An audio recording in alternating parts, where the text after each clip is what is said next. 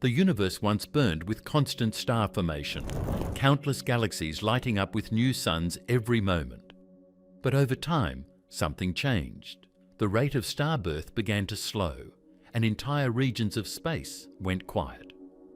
Today, we're looking at why the universe is producing fewer stars than it once did, and what that tells us about its long-term future. Why did the universe stop making stars? There was once a time when the universe was nothing like what we see today. It was not calm, and it was not quiet. It was violent in a way that is hard to even picture. Space was filled with thick clouds of hydrogen gas, moving and crashing into each other under gravity, collapsing without pause. Everywhere you looked, new stars were forming, not slowly or occasionally, but constantly, as if the entire universe was one giant factory turning gas into light. In that early universe, galaxies were not stable systems like they are now. They were messy, crowded, and often smashing into each other. When they collided, nothing stayed still. Gas was compressed, heated, and then forced into collapse, creating huge bursts of star formation. Some of these regions were so active that they outshone entire galaxies we see today. Massive blue stars, far brighter and hotter than most stars in the present universe, were born in extreme numbers, lived fast, and died young, constantly reshaping their surroundings with explosions and radiation that kept triggering even more star birth. Then something shifted, not suddenly, but slowly over billions of years. The same universe that once produced stars at extreme speed began to slow down. The gas that once formed stars so easily became harder to find in its cold, usable form. Galaxies that were once full of active star-forming regions began to quiet down. The bright blue glow of young stars started fading, replaced more and more by older, cooler stars that no longer had the energy to light up new regions of space. Today, when astronomers look across the universe, they see a very different picture. Star formation is still happening, but at a much lower level than before. Most galaxies are no longer producing stars at the rate they once did.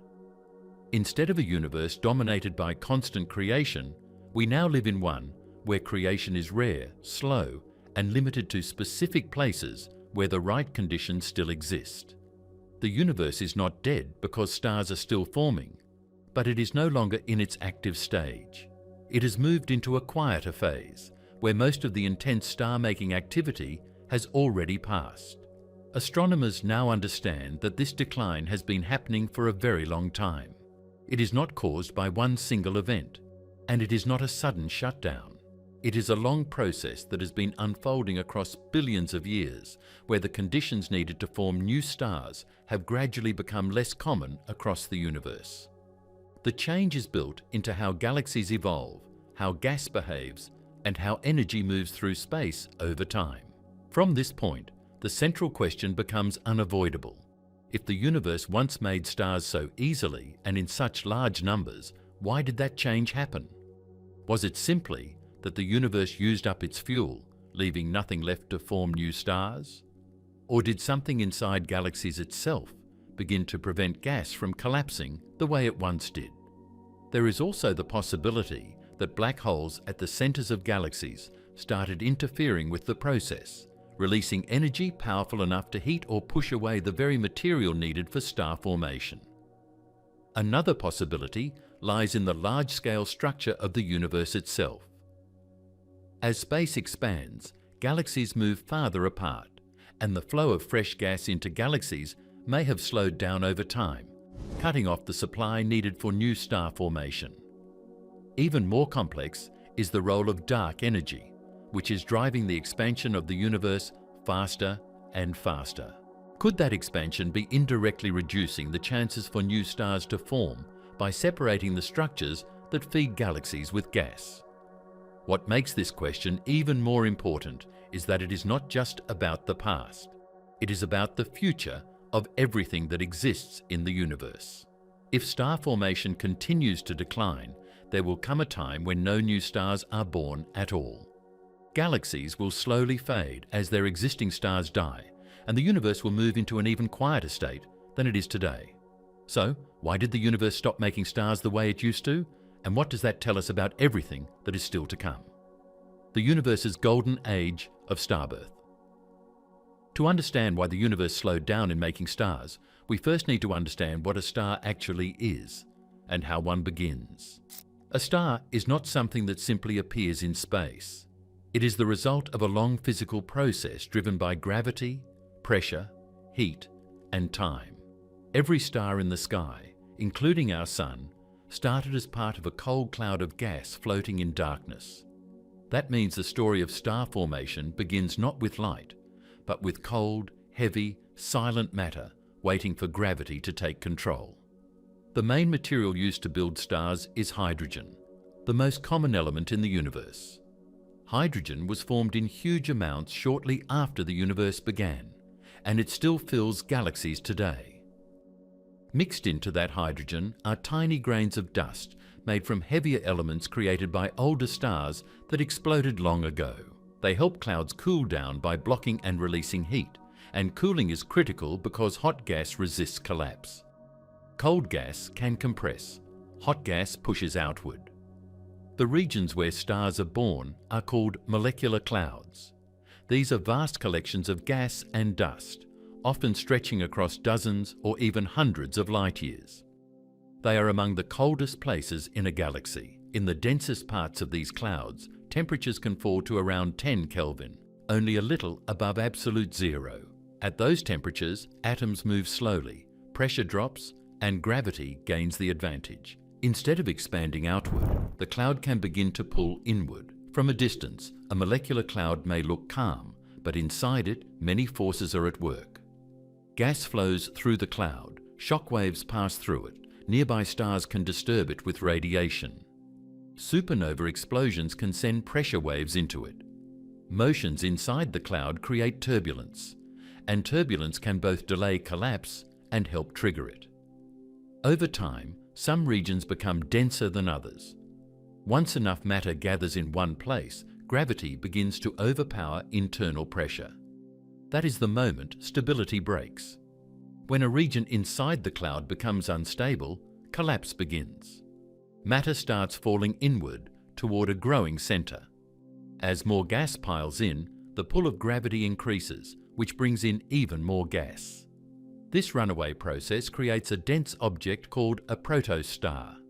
It is not yet a true star because nuclear fusion has not started, but it is the direct early stage of one. The protostar is wrapped in gas and dust, often hidden from visible light. To human eyes, it would be buried inside darkness, but infrared telescopes can detect the heat building within. As the protostar grows, gravity squeezes it harder and harder. That squeezing converts gravitational energy into heat. The center becomes hotter, denser, and more compressed over time. Material from the surrounding cloud may form a spinning disk around it, feeding more gas inward. Jets of matter can blast from the poles as magnetic forces channel material outward. Even before a star is fully born, it can already be a violent object. The core temperature keeps rising. It moves from hundreds of degrees to thousands, then millions. At these extreme conditions, hydrogen nuclei move fast enough to overcome their natural repulsion. When that happens, they collide and fuse into helium. This releases enormous energy. That energy pushes outward against gravity. For the first time, the object reaches balance. Gravity pulls inward, fusion pressure pushes outward, and a stable star is born. This balance is one of the most important ideas in astronomy. A star survives because two forces oppose each other. Gravity is always trying to crush it inward. Fusion in the core is always trying to push it outward. As long as that balance holds, the star shines. The light we see from stars is the visible result of this deep internal struggle. Not all stars form the same way. If the original collapsing region contains less mass, the result may be a small red dwarf star. These stars are faint, cool, and can live for trillions of years because they burn fuel very slowly. If the cloud contains much more mass, the result may be a giant blue star many times larger than the Sun. These stars burn hotter, brighter, and much faster. They may live only millions of years before exploding. The amount of gas available during formation helps decide a star's fate from the beginning. Most stars do not form alone. Many are born in pairs or larger systems. Entire clusters of stars can emerge from the same cloud. That means when we look at certain parts of the sky and see groups of young stars close together, we are often seeing siblings born from one giant nursery. Their shared origin is written in their age, motion, and chemical makeup. One of the best-known examples of star birth is the Orion Nebula. This glowing region lies within our galaxy and is one of the nearest large stellar nurseries to Earth. Inside it, dense clouds are collapsing right now, forming new stars surrounded by disks of gas and dust. Some of those disks may one day become planets. Powerful young stars already born in the nebula flood the region with radiation, carving cavities into the cloud and lighting the gas so brightly that it can be seen across space. What looks beautiful from Earth is also a live construction zone where gravity is turning cold gas into future suns. Another famous region is the Eagle Nebula, home to the Pillars of Creation. These towering columns of gas and dust became famous because they show star formation in progress. The pillars are being shaped and eroded by intense radiation from nearby young stars. Inside the dense tips and knots of the columns, new stars can still form where gas remains protected. It is a dramatic example of creation and destruction happening at the same time. Radiation from one generation of stars can both destroy clouds and compress nearby pockets, helping the next generation begin. Then there is the Carina Nebula, one of the most active star-forming regions in our part of the galaxy. It contains huge clouds, massive newborn stars, violent winds, and extreme radiation fields. Carina shows what happens when star formation becomes intense. Giant stars born there do not quietly shine. They blast their surroundings, tear apart clouds, and prepare the region for future explosions. It is one of the clearest windows into how energetic star birth can become. These nebulae reveal another truth. Star formation is not neat or gentle. It is messy, competitive, and often destructive. Young stars can stop nearby stars from forming by heating gas and blowing material away. Massive stars can dominate an entire region. A cloud may begin with enough gas to form thousands of stars, yet feedback from the first stars born can reduce that number by disrupting the rest of the cloud. This process also explains why dust matters so much. Dust blocks visible light, which is why many star nurseries look dark in normal images. But dust also protects inner regions from radiation and helps gas stay cool. Without dust, many clouds would heat too easily and resist collapse. Dust grains also help molecules form on their surfaces, including molecular hydrogen, which is especially important in dense clouds. Tiny particles become essential tools in building giant stars. Time is another key ingredient. Even when conditions are right, star formation does not happen instantly. Clouds can exist for millions of years before major collapse begins. Protostars take time to gather mass. Clusters emerge over long periods. In cosmic terms, this is still fast, but on human timescales, it is unimaginably slow.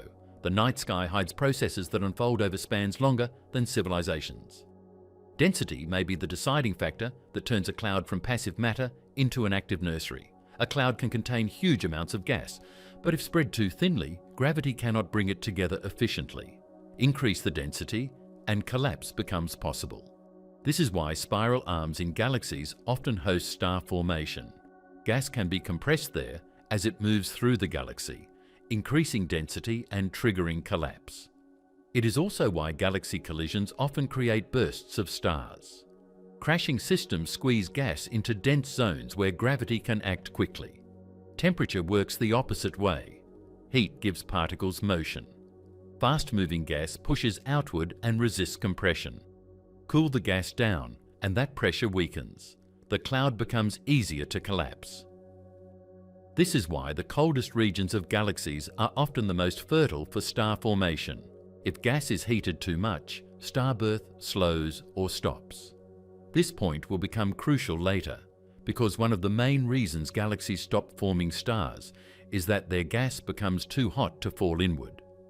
Once stars are born, they begin changing the galaxy around them. They produce light, winds, magnetic fields, and eventually explosions. They enrich space with heavier elements like carbon, oxygen, iron, and silicon. Those elements later become part of planets, moons, rocks, and life. In that sense, star formation is not only about making stars, it is how galaxies evolve and how the raw universe becomes chemically richer over time. Our own Sun formed from such a cloud around 4.6 billion years ago. The gas and dust that built Earth, oceans, and living things were processed in older stars that lived and died before the Sun was born. So when we study star formation, we are studying our own origin as well. Every atom heavier than hydrogen in your body passed through ancient stellar processes. Modern telescopes study starbirth using many forms of light because visible light alone cannot penetrate dusty nurseries. Infrared telescopes see through dust and detect warm young stars. Radio telescopes map cold gas. X-ray telescopes reveal violent effects from massive newborn stars. By combining these views, astronomers can watch different stages of formation and understand how clouds become stars. The key point behind all of this is simple. If cold, dense gas exists, stars can form. Gravity knows what to do. It will pull matter inward, ignite fusion, and create new light. Star formation is not rare when the raw material is present in the right state. It is a natural outcome of physics. That leads directly to the larger mystery. If the universe once had endless star-forming activity, but now produces only a fraction of that rate, then something happened to the gas.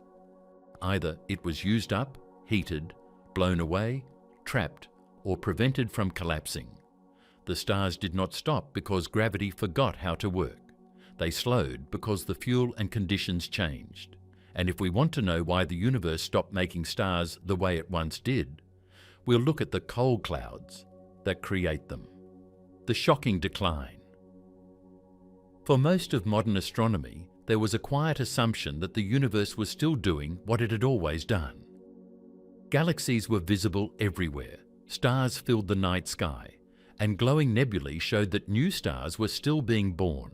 Because creation was still happening, many expected it had always been happening at a similar pace. The universe looked alive, and from our local view inside one galaxy, there was no obvious sign that something much larger had changed. But when astronomers finally learned how to look deep enough into space and far enough back in time, they uncovered one of the biggest surprises in cosmic history. The universe had not maintained a steady rate of creation at all. It had been slowing down for billions of years. This discovery became possible because looking farther into space also means looking into the past. Light does not travel instantly. It moves at a finite speed, and that means every telescope is a time machine. Light from nearby stars may take years to reach us. Light from distant galaxies may take millions or billions of years. When astronomers observe galaxies far away, they are not seeing them as they are now.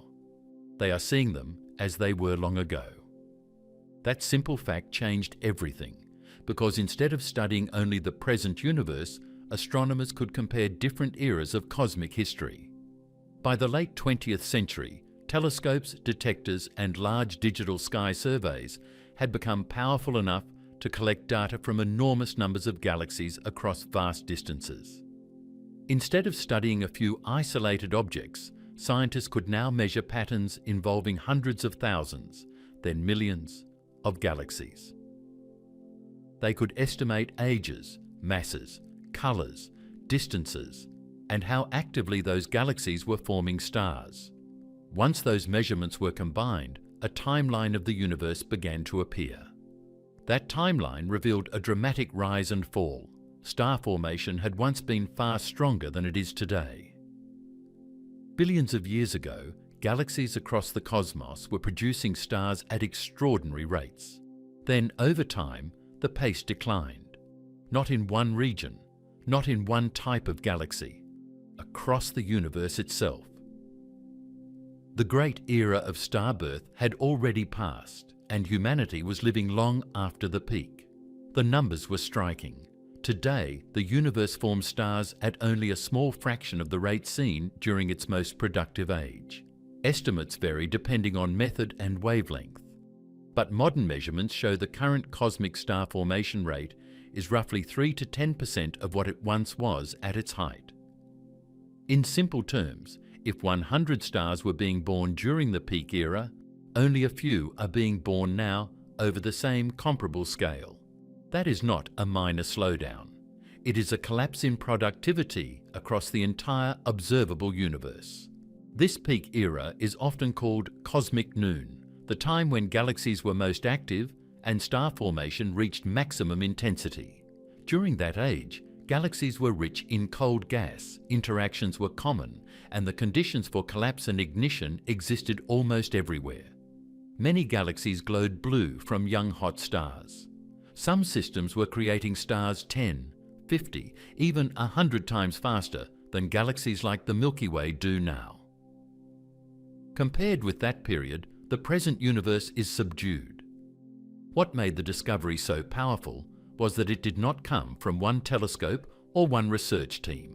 It emerged from multiple independent surveys, each mapping the sky in different ways and at different wavelengths. One of the most influential was the Sloan Digital Sky Survey. This project transformed astronomy by collecting detailed images and spectra for huge numbers of galaxies. It helped reveal how galaxy populations changed over time, how colours separated into active blue systems and quiet red systems, and how common star-forming galaxies had become compared with earlier epochs. Sloan did not just produce pictures, it produced statistics on a scale astronomy had rarely seen before. Another major effort was the Good Survey, which focused on deep observations of distant galaxies using multiple space observatories. GOODS allowed astronomers to examine galaxies from much earlier periods of cosmic history and compare them with nearby galaxies. It helped show that many distant galaxies were far more active than their modern counterparts. The deeper scientists looked, the more they saw a universe once crowded with star-forming systems. Then came the Cosmos Survey, designed to map a large patch of sky in exceptional detail across many wavelengths. Cosmos connected galaxy structure, environment, and growth across time. It helped researchers understand not only that star formation declined, but also where and in what kinds of galaxies that decline happen fastest. Dense environments, massive galaxies, and certain merger histories all seem tied to the fading of starbirth. The candles pushed even deeper, using infrared observations, allowing astronomers to study distant galaxies whose light had been stretched by cosmic expansion. Candles provided some of the clearest views of galaxies during key eras when star formation was rising and then falling. It strengthened the case that the universe had undergone a real transition, from a crowded, youthful phase of creation into a slower and older stage. Together, these surveys did more than collect data. They overturned a comforting assumption. The present universe is not normal in the sense many once imagined. It is a later chapter. We happen to live after the fireworks, after the peak era when galaxies were building stars most rapidly. The night sky above Earth still looks full, but it hides the fact that the cosmos is quieter than it used to be. Astronomers could see this change in several ways. One was colour. Young star-forming galaxies often appear bluer because hot massive stars emit strong blue light. Older quiet galaxies tend to look redder because their massive blue stars have already died, leaving longer-lived cooler stars behind.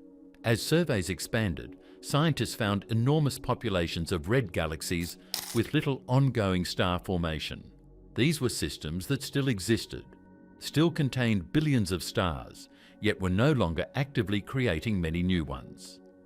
Another clue came from gas measurements. Since stars form from cold gas, the amount of available gas in galaxies gives insight into their future activity.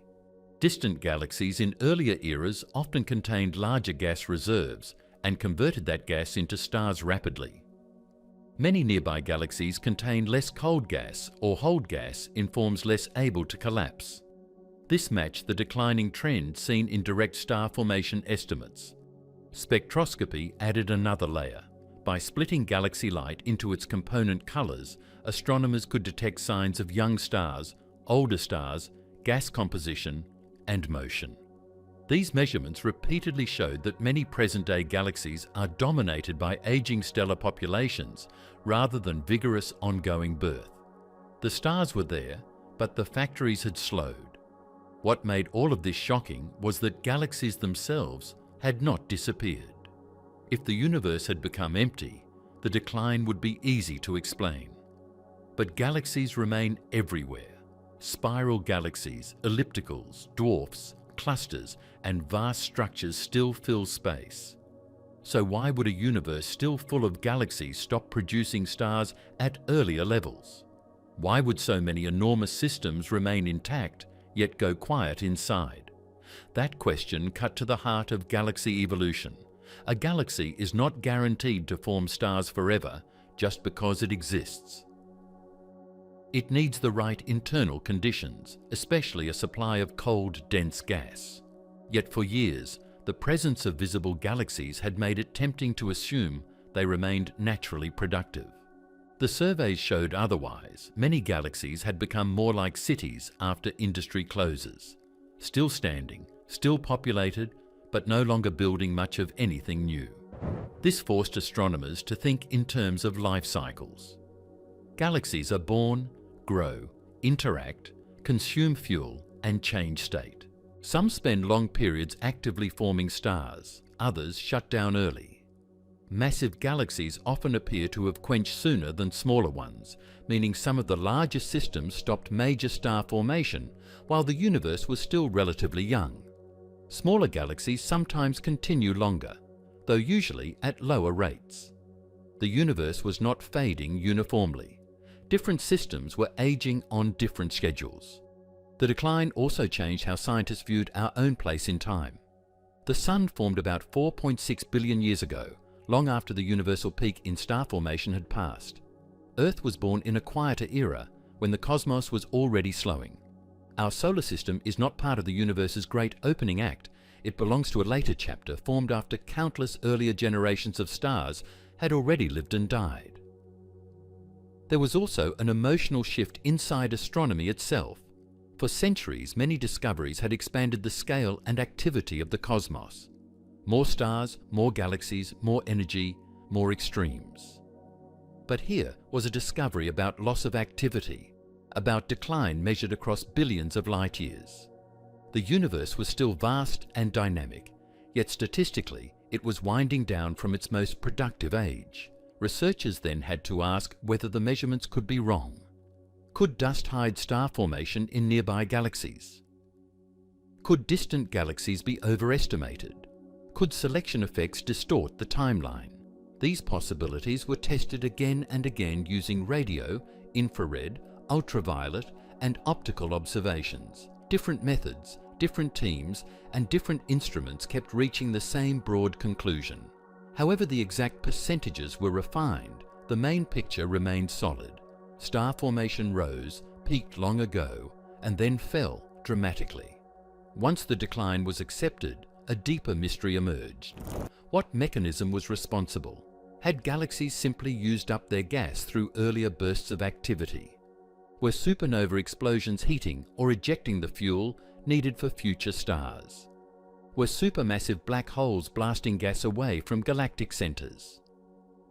Were galaxy mergers triggering short bursts followed by long silence? Was the large-scale expansion of the universe reducing the inflow of fresh material over time? The data had revealed the problem, but not yet the full cause. The surveys also showed something else important.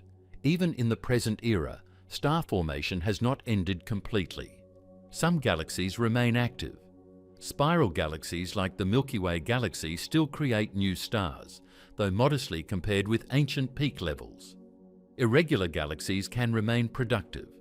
Mergers can trigger bursts. So the universe did not switch off like a light. It entered a long decline with scattered pockets of continued creation. That nuance matters because it tells us the laws of star formation never stopped working. Gravity still collapses gas. Fusion still ignites. New stars still appear where conditions are right. The mystery is not why stars can no longer form. The mystery is why the right conditions became so much less common across the cosmos. When astronomers first realized this, they were staring at one of the grandest transitions in natural history. The universe had moved from youth into maturity. The signs were written in galaxy colors, gas content, survey maps, and deep images reaching back billions of years. The evidence was overwhelming. The age of maximum star birth was over. And that left one question larger than all the data combined. If galaxies still remain, if gravity still works, and if gas still exists in parts of space, then what exactly made so many of the universe's great star factories fall silent? The fuel problem, running out of cold gas. The first major reason the universe slowed down in making stars is far simpler than it first sounds. Galaxies need fuel, and that fuel is not just any gas drifting through space. It must be gas in the right state, at the right temperature, dense enough to collapse, and calm enough for gravity to take over. Without that, galaxies can contain huge amounts of matter and still fail to produce stars. The great decline in cosmic star birth is, at its core, a fuel crisis. When people hear the word gas, they often imagine one thing. In astronomy, gas exists in very different forms, and those forms decide whether stars can be born or not. A galaxy may hold gas that is cold, dark, and ready to collapse, or gas that is hot, thin, and almost useless for star formation. The difference between those two states can determine whether a galaxy shines with newborn stars or slowly fades into silence. The most valuable fuel for making stars is cold molecular hydrogen. This gas lives inside dense clouds, where temperatures can fall to only a few degrees above absolute zero. In those regions, particles move slowly, internal pressure is weak, and gravity can gather material inward. These cold clouds become stellar nurseries. Once enough matter collects, collapse begins, protostars form, and new stars ignite. Whenever astronomers find strong star formation, they almost always find large reserves of cold, dense gas nearby. But hydrogen does not always remain in that useful form. It can also exist as warm atomic gas spread thinly through a galaxy, or as hot ionized gas heated to thousands, millions, or even tens of millions of degrees. In those hotter states, particles move rapidly and resist compression. Gravity has a much harder job. The gas may remain trapped in a galaxy, yet it is no longer easy raw material for new stars. It is like having water everywhere, but frozen in shapes you cannot drink, or steam too hot to hold. This is why the phrase "running out of gas" can be misleading. Many galaxies are not completely empty. Some still contain huge amounts of gas. The real problem is that much of it is no longer cold enough, dense enough, or organized enough to form stars efficiently. The fuel has not simply vanished. In many cases, it has changed state. During the peak age of star formation, galaxies were rich in cold gas. Fresh hydrogen flowed into them from the larger cosmic web. Interactions between galaxies compressed that gas into dense clouds. Conditions favored rapid collapse. Massive blue stars formed in great numbers, burned brightly, and transformed their surroundings. But every star that formed consumed part of the available fuel. Over billions of years, that matters. Each new star locks hydrogen into a stable object for millions, billions, or even trillions of years, depending on the star's size. Once hydrogen becomes part of a star, it is no longer free gas available to create another one. Some material returns later through stellar winds or explosions, but not all of it comes back in a form immediately useful for future star birth. This means that active galaxies gradually deplete their best fuel simply by succeeding at star formation. Think of a galaxy during its younger years as a city powered by a full reserve of energy. Factories run day and night, lights burn everywhere, production is constant. But each year, reserves fall. If new supplies arrive slower than they are used, the system begins to weaken. That is what happened on cosmic scales. Galaxies once used gas faster than they could replace it, yet fuel consumption is only one part of the problem. Much of the remaining gas was heated. Heating changes everything because temperature fights gravity. Cold gas is willing to collapse. Hot gas expands, stirs, and resists compression. Many processes inside galaxies can heat gas enough to delay or completely shut down star formation. Young massive stars release intense ultraviolet radiation that strips electrons from atoms and warms surrounding clouds. Stellar winds blast outward at high speed. Supernova explosions inject huge amounts of energy into nearby gas. Instead of calmly collapsing into new stars, clouds can be torn apart, scattered, or converted into hot, turbulent material. In smaller galaxies especially, this feedback can be devastating. A burst of star formation may create the very forces that suppress the next generation. On larger scales, galaxies often sit inside halos of extremely hot gas. In massive systems, incoming material can be shock heated as it falls inward. Rather than cooling quickly into dense clouds, it forms a diffuse atmosphere around the galaxy.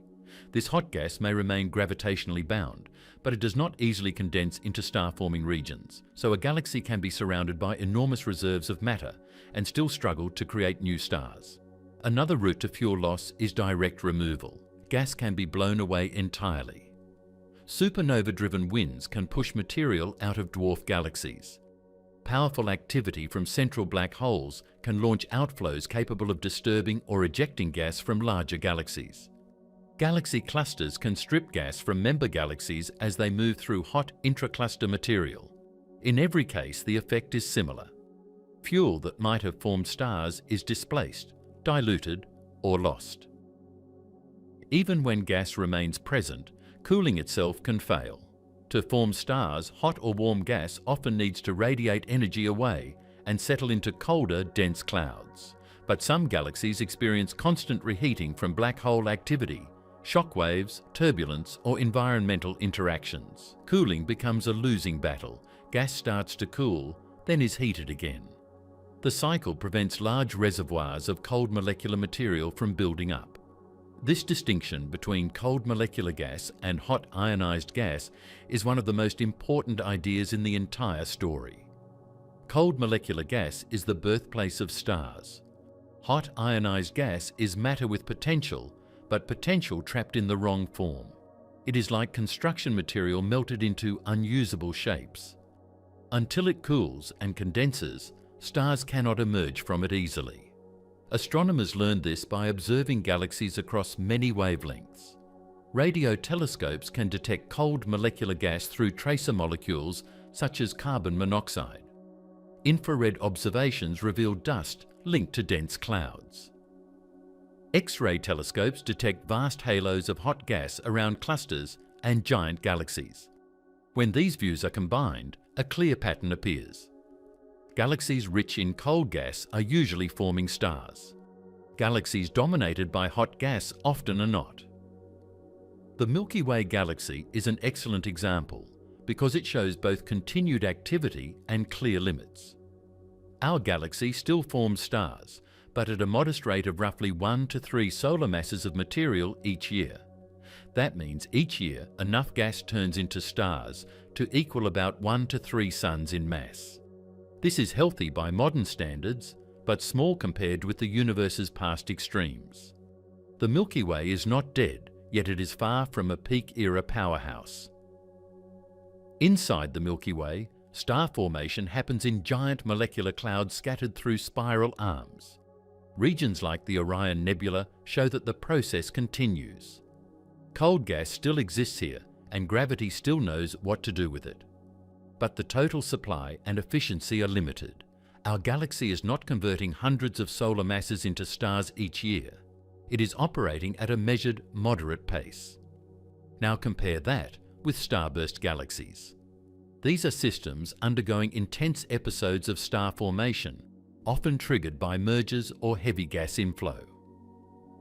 Some can produce hundreds of solar masses worth of stars each year. Their clouds are compressed. gas densities are high, and fuel is abundant in the right form. They resemble the more active universe of the past. But starbursts are usually temporary. They burn through reserves quickly and often generate violent feedback that later slows activity again. This contrast matters because it shows star formation is not gone from the universe. It is selective. Where cold gas gathers in abundance, stars still form rapidly.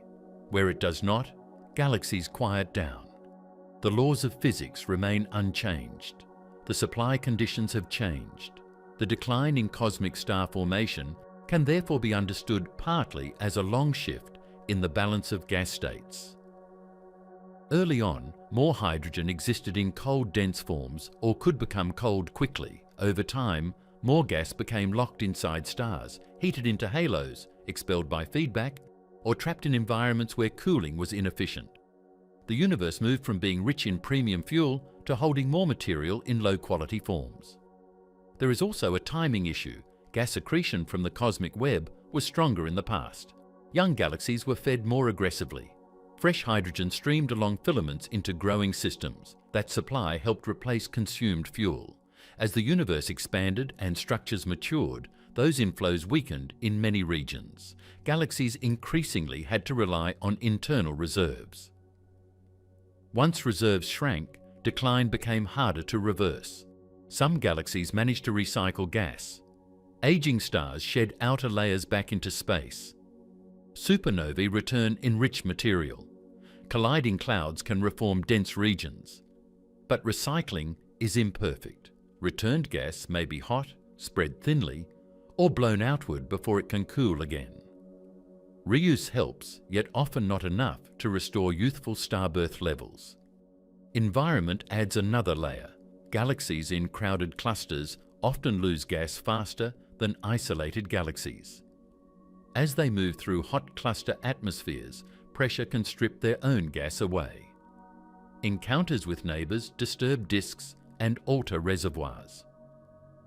Many cluster galaxies become red and quiet earlier than similar galaxies in emptier space. Their fuel problem is accelerated by where they live. Mass also changes the story. Small galaxies can lose gas more easily because their gravity is weaker. Explosions can push material beyond escape speed. Giant galaxies hold gas more strongly, but they often suffer another issue: large hot halos and black hole feedback that prevent cooling. So both small and large galaxies can shut down, but through different versions of the same fuel crisis. Even our own galaxy carries signs that the future will not remain constant. The Milky Way still has gas, but not infinite reserves. If inflow slows and existing clouds are steadily consumed or disrupted, star formation will continue declining over immense timescales. Future mergers, such as with the Andromeda Galaxy, may trigger new bursts, but those bursts also consume fuel. Temporary revival does not solve the long-term shortage. One of the most revealing lessons from modern astronomy is that visible beauty can hide internal exhaustion. A galaxy may look magnificent in images, with elegant spiral arms or a massive glowing core, yet be forming few stars. The shape remains long after the fuel economy changes. Structure can survive while production falls. This is why many astronomers describe star formation shutdown with the word quenching. A galaxy is not destroyed. It is deprived of the conditions needed for continued birth. Like a fire losing oxygen, it dims because the supply chain breaks down. The fuel problem also explains why star formation decline was gradual rather than sudden. Galaxies did not all run dry on the same day. Some had larger reserves, some received fresh inflow longer, some were reheated early, some merged and reignited briefly. Across billions of years, countless local histories added up to one global trend: less cold gas available for new stars. When telescopes map the modern universe, they are seeing the result of that long depletion. Many galaxies are populated by stars formed in earlier eras when gas was easier to use. Their brightest youthful phase is behind them. They continue shining mainly because old stars live long lives. not because vast numbers of new stars are replacing them. The phrase "no cold gas, no new stars" may sound simple, but it captures a profound cosmic truth. Gravity can only build stars from material that can collapse. If hydrogen is locked inside old stars, blasted into intergalactic space, trapped in hot halos, or constantly reheated before cooling, then starbirth stalls no matter how large the galaxy looks from outside. The cosmos did not lose the ability to create. It lost easy access to the fuel state creation depends on. The greatest star factories of the past slowed because their cold reserves were consumed, damaged, scattered, or denied renewal. And once a galaxy loses that cold gas advantage, the lights do not go out instantly. They simply grow older, redder, and quieter with every passing billion years. Galaxies that killed their own star formation. One of the strangest truths in astronomy is that galaxies do not always need an outside enemy to stop making stars. In many cases, they create the forces that shut themselves down. The same process that fills a galaxy with brilliant new stars can also damage the gas needed for the next generation. This means star formation is not just a story of creation. It can also become a story of self-destruction. At first, that sounds backward. If a galaxy is forming stars successfully, why would that reduce future starbirth instead of increasing it? The answer lies in what kinds of stars are being formed. Not all stars behave the same way. Small stars like red dwarfs are relatively calm and long-lived, but massive stars are different. They are hot, bright, violent, and short-lived. They burn through fuel rapidly, flood their surroundings with radiation, drive strong stellar winds, and end their lives in supernova explosions powerful enough to reshape entire regions of a galaxy. When a galaxy enters an active period of star formation, it often creates many massive stars at once. These stars may live only a few million years, which is extremely short by cosmic standards. That means they do not stay quiet for long. Soon after being born, they begin pushing back against the very clouds that created them. Their intense light heats nearby gas. Their radiation strips electrons from atoms. Their winds slam into surrounding material. Dense clouds that once looked stable can be torn open, scattered, or compressed into chaos. Then comes the final stage. When a massive star runs out of fuel in its core, gravity crushes the center and the outer layers explode outward in a supernova. In seconds, the star can release more energy than the sun will emit over its lifetime. Shock waves race through nearby space. Gas is heated to extreme temperatures. Dust is shattered or thrown outward. Magnetic fields twist. The local environment is transformed. This entire chain reaction is called stellar feedback. It means stars do not passively sit inside galaxies. They actively change the gas around them.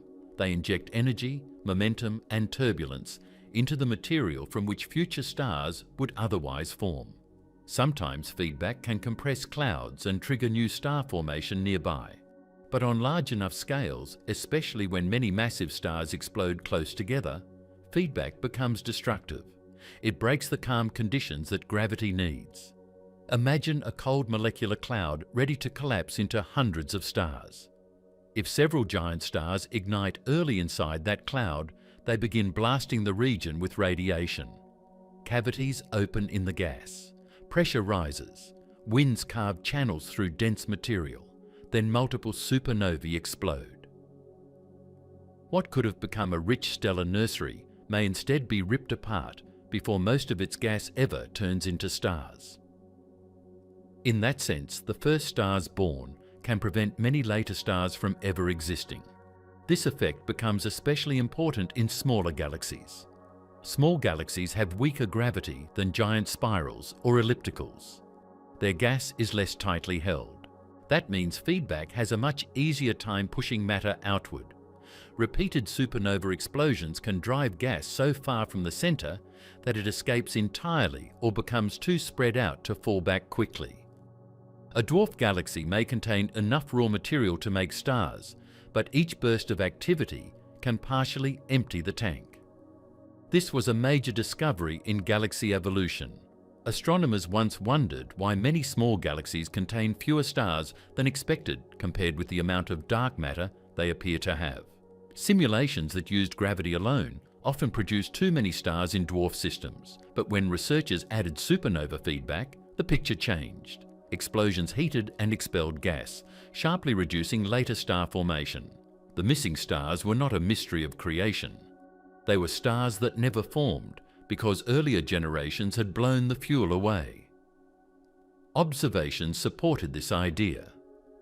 Many dwarf galaxies show signs of episodic star formation, where bursts of activity are followed by quieter periods. Gas appears disturbed, irregular, or partially removed. Rather than forming stars steadily for billions of years, some small systems seem to light up, blow themselves back, recover slowly, then repeat. Their history is shaped by internal feedback cycles. This reveals a harsh reality of cosmic evolution. A galaxy can be too successful too early. If it forms stars rapidly in a short period, it may create enough massive stars to damage its own future. Instead of sustaining long-term growth, it burns hot, destabilizes its gas, and enters decline sooner than a slower, steadier system. That brings us to one of the most dramatic events in the universe, the starburst galaxy. A starburst is a galaxy undergoing an intense, concentrated wave of star formation far above normal levels. These episodes are often triggered by galaxy interactions, mergers, or sudden inflows of gas. Huge clouds collapse across the system. Massive stars form in clusters. Light output surges. On the surface, a starburst looks like a golden age of creation, but starbursts often carry the seeds of their own collapse. Because gas is being consumed rapidly and massive stars are forming in huge numbers, feedback becomes extreme. Radiation pressure rises, stellar winds overlap. Supernovae explode in chains. Instead of isolated blasts, entire regions become connected storms of energy. The same burst that makes the galaxy shine can also empty, heat, or shred the remaining fuel. This is why some astronomers describe starbursts as unsustainable. They are spectacular, but temporary.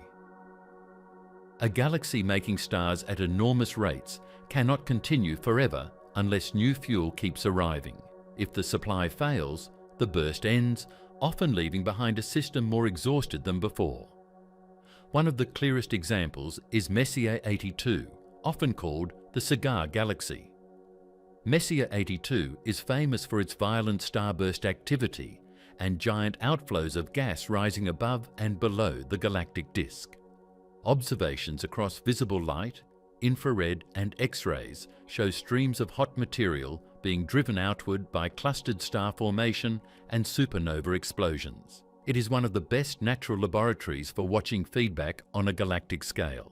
When astronomers look at Messier 82, they are not just seeing a galaxy making stars, they are seeing a galaxy paying the price for it. The central regions are packed with active star-forming zones, but that same activity is launching winds thousands of light years into space. Gas that could have remained available for future generations is being heated and expelled. The galaxy is bright because it is burning through reserves aggressively. Another major example is NGC 253, also known as the Sculptor Galaxy. It shows strong star formation in its central regions and active winds carrying material outward. Detailed observations reveal hot gas escaping from the disk, shaped by clusters of young stars and supernova feedback. NGC 253 demonstrates that galactic winds are not rare curiosities. They are a real and powerful consequence of concentrated starbirth. These winds matter because they can remove more than gas.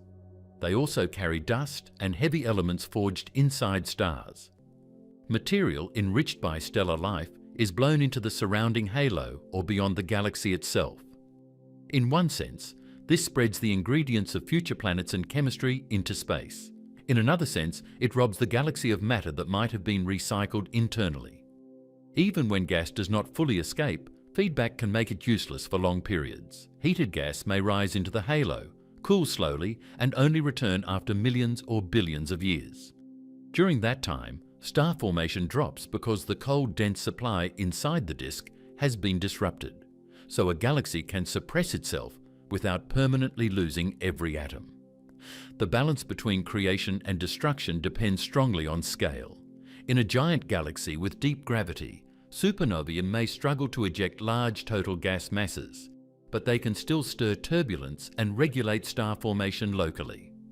In smaller galaxies, the same explosions can be transformational, clearing central regions and driving large fractions of gas outward. This is why feedback is often considered one of the most important processes for understanding dwarfs and irregular systems. There is also a timing effect. Massive stars explode quickly after they form, which means the feedback response arrives almost immediately in cosmic terms. A cloud may collapse and create stars, but within a few million years, the most massive members begin tearing the environment apart. Star formation therefore contains a built-in brake system. As activity rises, so does the energy capable of slowing it. This helps explain why galaxies do not convert all their gas into stars at once. If gravity alone controlled everything, many galaxies might collapse fuel into stars far faster than observed. Feedback acts like resistance. It wastes efficiency, slows collapse, and prevents runaway conversion. The universe appears less productive partly because stars themselves interfere with production. Modern simulations of galaxy formation rely heavily on this idea. Without stellar feedback, virtual galaxies often become too dense, too bright, and too efficient at early times. Add winds, heating, turbulence, and supernova energy, and the models begin to resemble real systems more closely. Spiral disks become more realistic. Dwarf galaxies remain smaller. Star formation histories become bursty instead of smooth. The self-regulation caused by stars turns out to be essential. There is another subtle consequence. Feedback can reshape dark matter distributions in some small galaxies. Repeated inflow and outflow of gas changes the gravitational potential over time, nudging dark matter particles outward. This means star formation explosions may influence not only visible gas, but also the deeper structure of a galaxy. Creation can alter the very framework that holds the galaxy together. Still, feedback alone does not kill every galaxy. Many large spirals continue forming stars despite billions of years of supernova activity. The Milky Way itself has seen countless stellar deaths and still produces new stars. That tells us feedback is powerful, but not absolute. If fresh cold gas continues arriving, or if gravity retains enough material, star formation can continue at lower levels. But if supply weakens at the same time feedback persists, decline becomes much more likely. This is where starburst self-destruction becomes especially important. A galaxy that suddenly receives gas through a merger may enter a short golden phase. Massive stars form everywhere. The system brightens dramatically, but the burst consumes fuel quickly while also launching winds and heating what remains. Once the frenzy ends, the galaxy may be left with less usable gas than before the burst began. It appears as a moment of success followed by long-term exhaustion. Over billions of years, many galaxies likely pass through multiple such cycles. Gas flows in, stars surge, feedback rises, fuel scatters, activity drops, recovery begins, then another event restarts the process. But each cycle can lose some material or convert some gas permanently into stars. The average trend then moves downward. Short bursts of brilliance hide a slow march towards scarcity. This helps answer a larger cosmic puzzle. Why did the universe not simply keep turning gas into stars at early peak levels forever? Because every generation of stars changes the environment for the next one. Massive stars are not neutral products. They are aggressive engines that heat, blast, and disturb the medium around them. The universe's brightest creators also became some of its strongest suppressors. There is something almost mechanical about it. More star formation creates more massive stars. More massive stars create more explosions. More explosions damage more gas. Damaged gas slows later star formation. The system contains feedback in the literal sense. Output changes future input. In the modern universe, many galaxies now show the long-term results. They still contain old stars born during earlier active periods, but current creation is weak. Their brightest youth may have included internal storms powerful enough to reduce what came after. They were not only victims of cosmic aging, they participated in it. Galaxies helped cause their own decline. They turned gas into giant stars, and giant stars fought back. They heated clouds, shattered nurseries, launched winds, and in smaller systems sometimes expelled the fuel entirely. The same explosions that fill space with heavy elements and beauty also silence future nurseries. The same starburst that makes a galaxy blaze can leave it drained, and across billions of years, repeated millions of times in countless galaxies, that self-inflicted damage became one of the reasons the cosmos grew quieter. Black holes, shutting down galaxies. For a long time, black holes were treated as strange side characters in astronomy. They were mysterious, extreme, and fascinating. But many scientists once assumed they affected only the immediate space around them. A black hole was seen as something small compared with the full size of a galaxy, an object hidden in the center, while billions of stars orbited far beyond it. That view changed completely when modern observations revealed one of the biggest discoveries in astronomy. Nearly every large galaxy appears to host a supermassive black hole at its core. And some of those black holes are powerful enough to influence the fate of the entire galaxy around them. These are not black holes formed from dying stars. Supermassive black holes are millions or billions of times the mass of the Sun. They sit in galactic centers like dark engines. On their own, black holes emit no light, because not even light escapes once matter crosses the event horizon. But the region around a feeding black hole can become one of the brightest places in the universe. The danger is not the hole itself. The danger is what happens when matter falls toward it.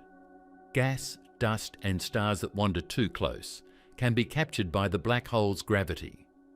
But matter usually does not fall straight in. It spirals inward, forming a fast-spinning accretion disk. Friction and compression inside that disk heat the material to enormous temperatures. Magnetic forces twist and intensify. Particles accelerate near light speed. Before matter disappears into darkness, it can release staggering amounts of energy into the surrounding galaxy. When this happens, astronomers call the system an active galactic nucleus, or AGN. The name sounds technical, but the idea is simple. A galaxy's central black hole has switched on. It is actively feeding, and in doing so, it becomes a source of intense radiation and mechanical power. Some AGN outshine all the stars in their host galaxies combined.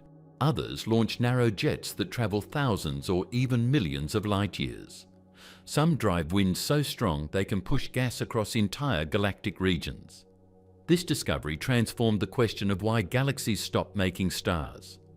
If a galaxy needs cold gas to form stars, then any process able to heat that gas, disturb it, or remove it can shut starbirth down. AGN can do all three. The first weapon is radiation. As gas spirals inward and heats in the accretion disk, it emits powerful light across the spectrum, including X-rays and ultraviolet radiation. This energy strikes surrounding gas clouds and raises their temperature. Hotter gas resists collapse. Instead of sinking inward into dense cold regions where stars could form, it remains puffed up, turbulent, and unstable. The galaxy still contains matter, but the matter is no longer in the right state for creation. The second weapon is jets. In some active galaxies, magnetic fields near the black hole channel matter into twin beams blasting from opposite sides of the center. These jets can move close to the speed of light and travel immense distances. When they slam into surrounding gas, they generate shock waves, stir turbulence, and inflate giant cavities in the hot atmospheres of galaxies and clusters. They are like drills punching through cosmic weather systems. The third weapon is particle winds. Some AGN launch broad outflows rather than narrow jets. These winds can sweep through the central galaxy, pushing gas outward and reducing the dense material available for star formation. If enough gas is displaced, the galaxy may enter a long quiet phase. The fourth weapon is shock heating.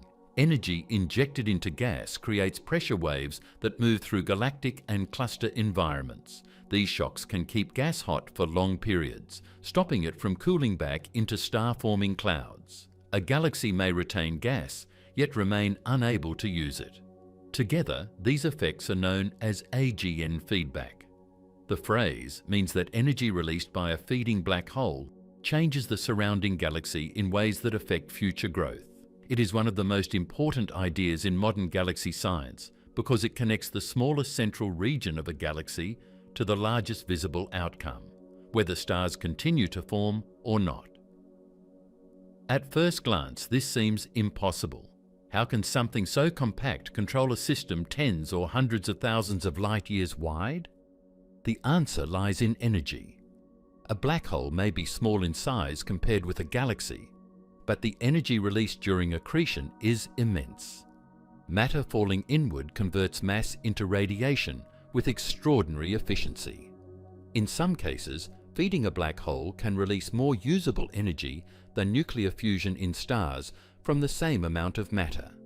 The central engine is tiny, but its output can spread far. This idea became especially important when astronomers tried to model galaxy evolution on computers. Early simulations using gravity, gas cooling, and star formation alone often produced galaxies that were too massive, too bright, and too blue. Giant galaxies in the real universe are often old, red, and quiet, with little ongoing star formation. But in many early models, gas kept cooling into them and creating new stars for too long. The virtual universe would not stop building giant active galaxies. Something was missing. When researchers added black hole growth and AGN feedback, results improved dramatically. Gas in massive halos could be reheated. Cooling flows could be suppressed. Central galaxies became less overgrown and more realistic. Star formation in giant systems declined closer to what telescopes actually observe. It was one of those moments in science when a theory moved from interesting to necessary. Black holes were no longer optional details. They were major regulators of galaxy history. Why are giant galaxies the key battleground here? Massive galaxies often sit inside huge halos of hot gas. Without a heating source, that gas can slowly cool, fall inward, and form new stars. Yet many giant galaxies remain quiet for billions of years. AGN provide a solution. Periodic outbursts from the central black hole can keep reheating the halo, preventing a steady rain of cold fuel into the galaxy. Instead of one giant shutdown event, the galaxy may experience repeated maintenance bursts that hold star formation down over time. One of the most famous examples is Messier 87. This giant galaxy contains a supermassive black hole with a powerful jet extending outward from the center. The jet is visible across multiple wavelengths and has become one of the clearest signs that black holes can influence galactic environments on enormous scales. Messier 87 is not merely home to a black hole, it is visibly shaped by one. The black hole in Messier 87 gained worldwide attention when the first direct image of a black hole shadow was produced by the Event Horizon Telescope collaboration. But beyond the image itself, the galaxy had long been a critical case study for feedback. Its jet interacts with surrounding gas, showing how energy from the center can propagate far beyond the event horizon. Another dramatic example comes from the Perseus cluster. At the center of this galaxy cluster lies a giant galaxy whose black hole has inflated enormous bubbles in the surrounding hot gas. X-ray observations reveal cavities where jets pushed material aside, like underwater explosions trapped in a cosmic atmosphere. These bubbles rise through the cluster gas, distributing energy outward. They are visible evidence that black holes can heat environments containing more matter than single galaxies alone. The Perseus system helped solve a long-standing puzzle. Cluster gas is hot, but should cool over time, potentially feeding large amounts of star formation in central galaxies, yet observed star formation rates were much lower than simple cooling models predicted. The black hole's repeated outbursts appear to offset that cooling, injecting enough energy to keep much of the gas too warm to collapse efficiently. In other words, the central black hole may be preventing a flood of new stars. This changed the language of galaxy evolution. Astronomers began speaking of quenching, maintenance mode, radio mode, quasar mode, cooling suppression, and self-regulation. These terms describe different ways black holes may interact with gas, depending on how fast they feed and what kind of energy they release. In one mode, a black hole undergoing heavy accretion can shine brilliantly, producing radiation and winds capable of sweeping through a galaxy. This may happen during merger-driven growth phases when large amounts of gas reach the center. In another mode, slower feeding produces jets that repeatedly heat surrounding halos over long periods. One mode may help trigger shutdown, the other may help keep the shutdown in place. There is also evidence linking black hole mass to properties of the host galaxy.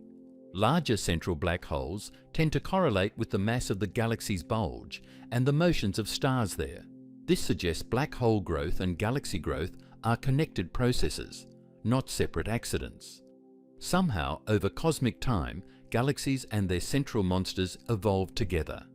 That connection may be partly built through feedback. When galaxies have abundant gas, both star formation and black hole feeding can rise. As the black hole grows more active, it releases energy that suppresses further gas inflow. Growth then slows in both places. The galaxy and black hole become linked by a feedback loop. This helps explain why some galaxies appear to age early. Massive systems likely formed stars rapidly in the past, built large central black holes, and then experienced strong feedback that heated or expelled remaining gas. The result is a giant galaxy full of old stars that stopped major star formation long ago.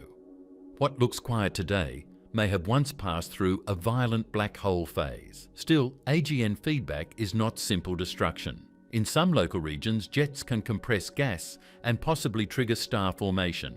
Outflows can redistribute material rather than remove all of it. Effects depend on geometry, timing, galaxy mass, and gas supply. But on large statistical scales, black holes appear strongly tied to the reduction of star formation in many massive systems. Modern telescopes continue revealing these processes in action. X-ray observatories map hot gas bubbles and shocks, radio telescopes trace jets, infrared instruments see dust-obscured central activity, optical spectra detect fast outflows and ionized gas. Piece by piece, the case has grown stronger. Black holes are active participants in shaping galaxies. The importance of this cannot be overstated. For decades, galaxies were often imagined as systems governed mainly by stars, gas, and dark matter. Now, one of the central actors is something invisible, compact, and born from gravity at its most extreme. The engine that can help silence a galaxy is not a bright cluster of stars. It is a dark object in the center. There is also a timing lesson here. Black holes do not need to stay active forever to matter. Short energetic episodes can have long consequences. A powerful burst that expels central gas or heats a halo may suppress star formation for millions or billions of years afterward. The visible fireworks fade, but the shortage remains. That means when astronomers observe a quiet giant galaxy today, they may not always catch the black hole in full action. The key outburst could have happened long ago. What remains is the aftermath. Little cold gas, old stars, and a central engine waiting for the next feeding cycle. Not every galaxy is ruled by AGN feedback to the same degree. Smaller galaxies are often more affected by stellar explosions than by black holes. Moderate spirals like the Milky Way have central black holes, but not always galaxy-wide shutdown events. Yet among the largest quiet galaxies in the universe, black hole influence appears especially important. In many massive systems, gas may still exist, but black holes keep it unusable. They do not merely drain the tank, they spoil the fuel conditions. Galaxies spend ages building stars from cold gas. Some of that same gas eventually feeds the central black hole. The black hole then releases energy that heats, scatters, or blocks the remaining fuel. Growth creates the engine that later slows growth. Galaxy collisions, creation, and destruction. Galaxy collisions are some of the most dramatic events in the universe, but not because stars smash into each other like debris in an explosion.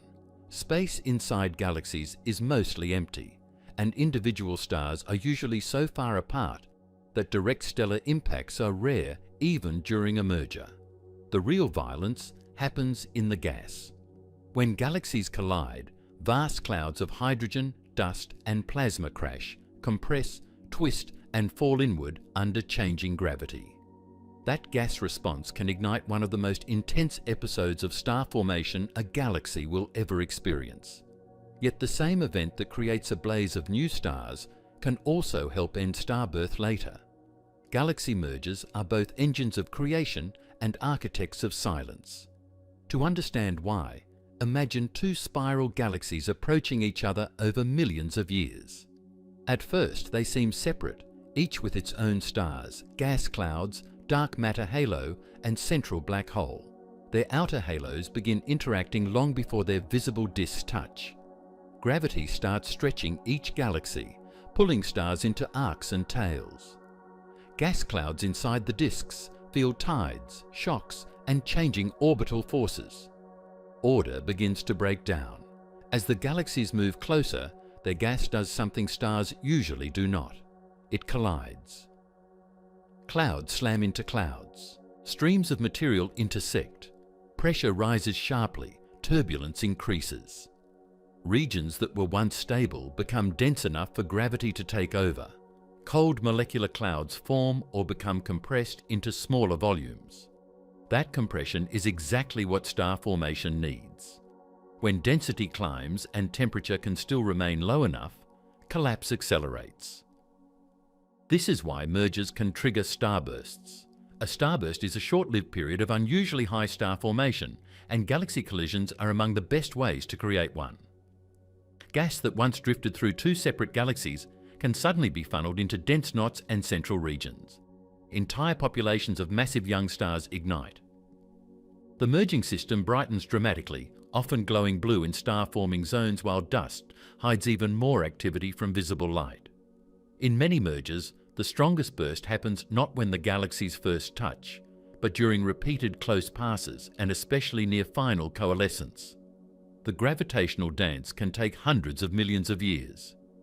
Each encounter stirs more gas, strips more angular momentum, and drives more material inward. By the time the two cores finally merge, huge amounts of fuel may have piled into the center, creating an extreme star-forming environment. This process was one of the key discoveries that changed how astronomers viewed galaxy evolution. For years, galaxies were often imagined as mostly isolated systems changing slowly over time. But deeper observations showed that interactions and mergers were common, especially in the younger universe when galaxies were closer together. Collisions were not rare accidents. They were part of how many galaxies grew. The evidence is written in the sky. Distorted galaxies with tidal tails, double nuclei, warped disks, and intense infrared emission reveal systems in the middle of collisions. Many of the brightest star-forming galaxies known are mergers or recent merger remnants. When telescopes look back to earlier cosmic times, they see even more irregular and interacting systems, suggesting that collisions once played a larger role in building stars than they do now. But the merger story does not end with creation. It often ends with exhaustion. A starburst can burn through gas quickly. Under normal conditions, a galaxy may convert gas into stars at a moderate pace over billions of years. During a merger-driven burst, that same fuel can be consumed far faster. Giant clouds collapse across the system. Massive stars form in clusters. The rate of production rises sharply. This is spectacular in the short term, but expensive in the long term. A galaxy spending fuel rapidly is reducing what remains for future generations. At the same time, the burst itself creates powerful feedback. Massive stars emit intense radiation, launch winds, and explode as supernovae. These events heat surrounding gas and drive turbulence through the merged system. Material that was once cold and ready to collapse may become hot, chaotic, or displaced into the halo. So even before the fuel is fully used, its quality can be degraded. Then there is the center. As two galaxies merge, gas often loses angular momentum and falls inward toward the combined core. That inflow can feed the central black holes from one or both original galaxies. If enough matter reaches the center, black hole activity can surge. The system may enter an active galactic nucleus phase, releasing radiation, winds, or jets powerful enough to further heat or expel gas. In some mergers, the black hole becomes one of the final blows against continued star formation. This means a major collision can launch several shutdown mechanisms at once. Fuel is consumed rapidly in the burst. Massive stars damage nearby clouds. Gas is stirred and heated. Central black holes awaken. By the time the merger settles, the galaxy may contain far less cold gas than before. What remains is often very different from the two original spirals. Instead of rotating disks rich in star-forming arms, the final product can become an elliptical galaxy. Elliptical galaxies are generally rounder or more stretched, supported more by random stellar motions than orderly rotation. Many are dominated by older stars and contain little active star formation. Their brightest era may be long behind them. This transformation happens because mergers scramble orbits. Stars from the original disks are thrown into new paths. Ordered spiral structure can be erased. Gas that once maintained rotating patterns may be consumed or heated. The elegant arms disappear, replaced by a smoother stellar body. A galaxy that once had blue nurseries in its disk may end as a redder, quieter remnant. That is why mergers are so important to the bigger question of why the universe slowed down in making stars. They do not simply create stars. They can convert active gas-rich spirals into exhausted systems that form far fewer stars afterward. A collision may cause a temporary boom, followed by a very long decline. One of the most famous examples is the antennae galaxies. This pair of interacting galaxies is one of the clearest nearby laboratories for studying merger-driven star formation. Long tidal tails stretch outward like antennae, giving the system its name. Those tails were pulled out by gravity during the collision, showing how strongly the galaxies are disturbing one another. Inside the antennae system, telescopes reveal intense starburst activity. Massive clusters of young stars are forming in chaotic knots where gas is being compressed. Dust clouds hide even more activity from normal view. Infrared observations show regions blazing with newly formed stars buried inside dense material. It is one of the clearest pictures of creation through destruction. But the antenna also shows the cost. The gas is being reorganized violently. Fuel is concentrated and consumed. Massive stars already born will soon inject energy back into the environment. The two original spiral galaxies are on track to become a single, merged remnant. What looks like a fireworks display today is also a transition toward a very different future. If observers returned billions of years later, they would likely no longer see twin spirals with tidal tails. They would see one larger galaxy, probably smoother, older, and less productive in star formation than the systems that entered the collision. The younger universe likely experienced many more scenes like this. Galaxies were closer together because the universe was smaller. Encounters and mergers were more common. Gas fractions were higher, meaning colliding galaxies had richer fuel supplies to ignite giant bursts. That helps explain why star formation was stronger in the past. Mergers were helping trigger it. But this also means mergers may have accelerated the later decline.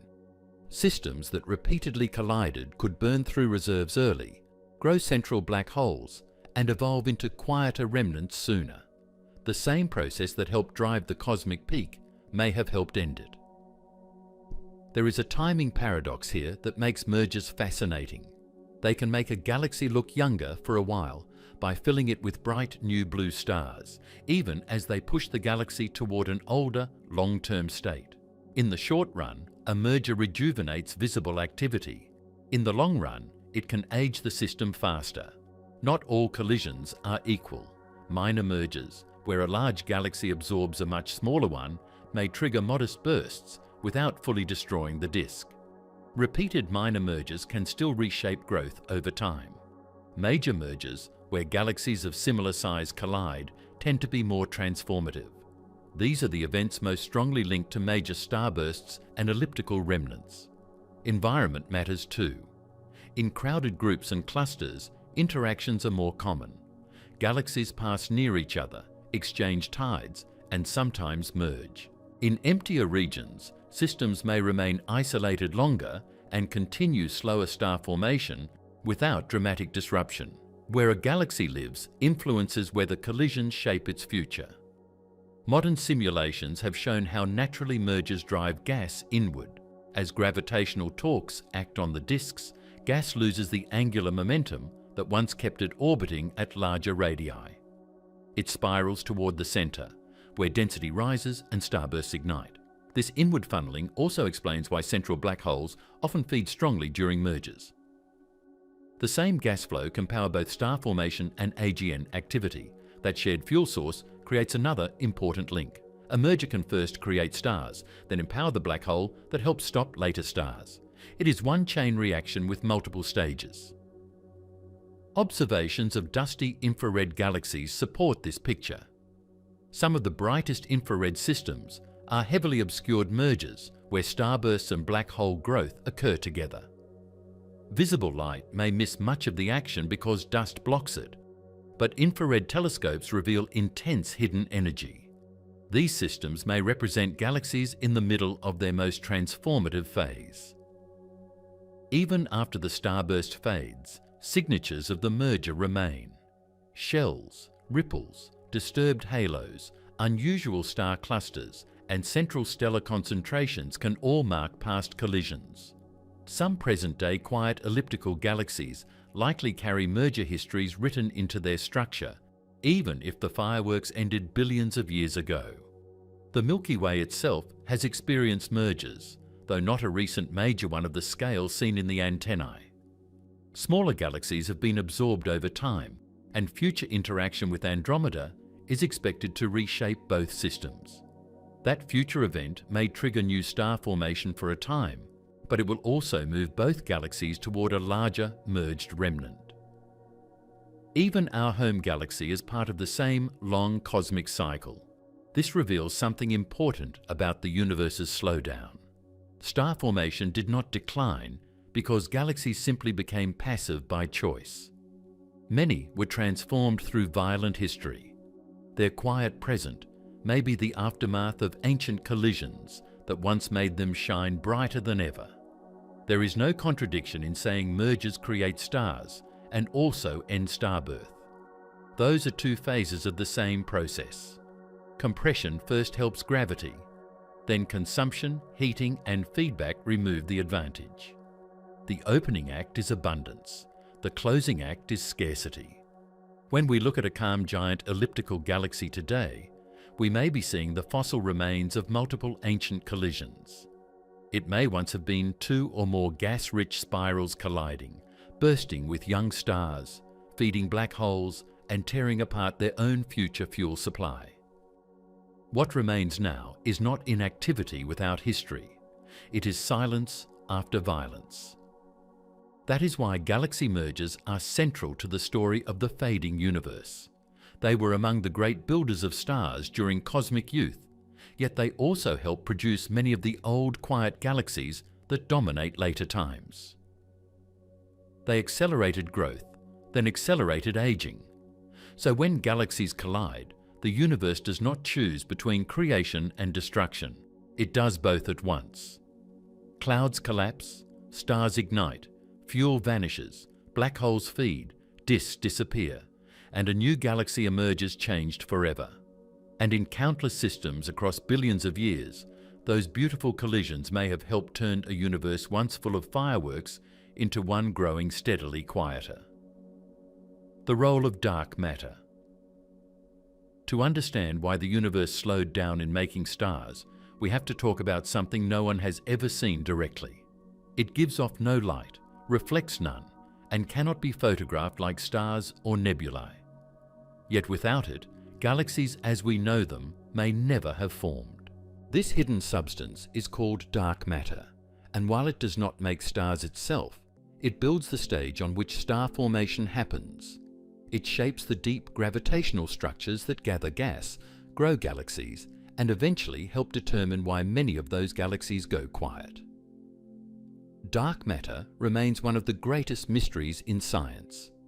Astronomers know it exists because visible matter alone cannot explain how galaxies move or how large cosmic structures formed.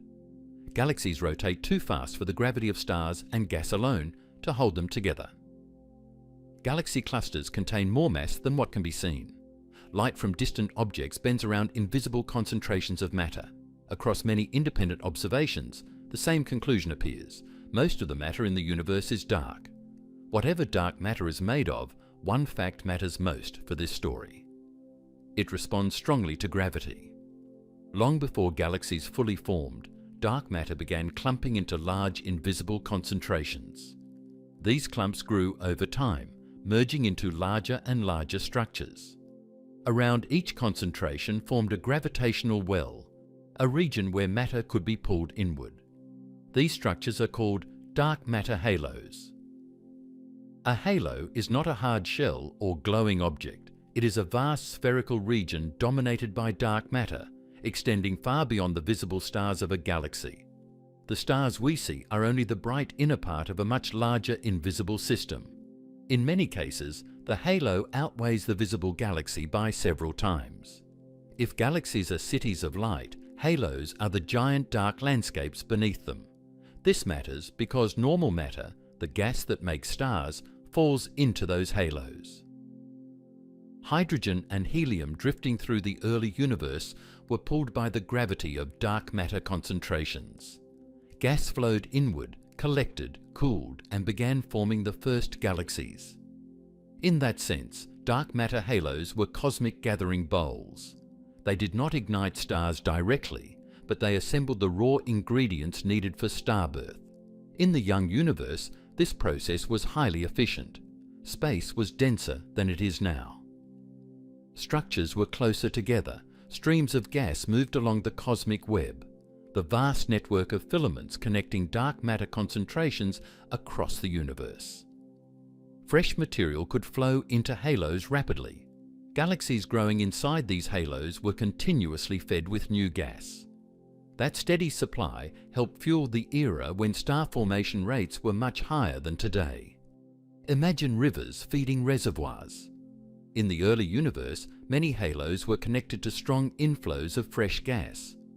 As long as the streams kept arriving, galaxies inside them could keep building stars. Gas consumed in one generation could be partly replaced by new infall. This is one reason cosmic star formation rose so strongly during earlier eras. But halos do more than gather gas. Their mass changes how gas behaves once it enters. In smaller halos, gas can often cool relatively quickly after falling inward. It may settle into rotating disks, form molecular clouds, and begin producing stars. In larger halos, especially those surrounding massive galaxies and galaxy groups, the story becomes more difficult. Gas falling inward can be shock heated to very high temperatures as it encounters the halo environment. Instead of cooling quickly into star-forming clouds, it forms a hot atmosphere surrounding the galaxy. This shift is crucial. Cold gas forms stars. Hot diffuse gas usually does not. When gas enters a massive halo, gravity accelerates it inward. As it slows and compresses, energy is converted into heat. The result can be a stable halo of hot ionized gas with temperatures reaching millions of degrees. At those temperatures, particles move rapidly, pressure remains high, and collapse into dense clouds becomes far less efficient. The fuel still exists, but it is locked in a difficult state. This means a galaxy inside a giant halo may not be starving because matter is absent. It may be starving because matter cannot cool fast enough to become useful. That is a very different kind of problem. The tank is not empty. The fuel is trapped. Astronomers discovered these hot halo environments through X-ray observations because gas at millions of degrees emits strongly in X-rays rather than visible light. Around galaxy clusters and many giant galaxies, telescopes detected enormous reservoirs of hot plasma extending far beyond the visible stars. These halos contain huge amounts of baryonic matter, the normal matter made of atoms, yet much of it is not forming stars. That finding helped explain why many massive galaxies appear quenched. Quenching means star formation has sharply slowed or stopped. In giant systems, dark matter halos play a major indirect role because once halos become massive enough, they create conditions where gas heating and slow cooling become dominant. The galaxy inside can no longer access cold fuel as easily as before. This does not mean dark matter is actively switching stars off like a machine.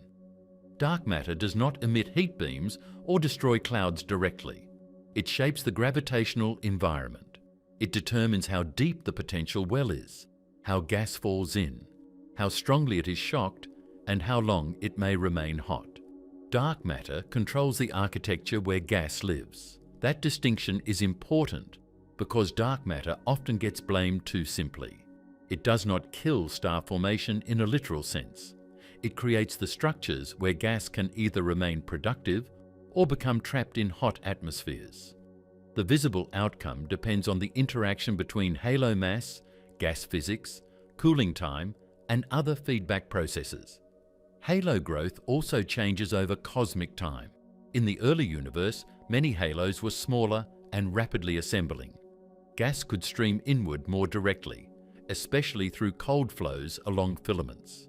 Later, as halos merged and became larger, more systems crossed into mass ranges where stable hot atmospheres were easier to maintain. The same growth that built grand galaxies also changed the fuel conditions around them. This helps explain why the universe's most massive galaxies often stopped major star formation earlier than smaller ones. It sounds backward at first.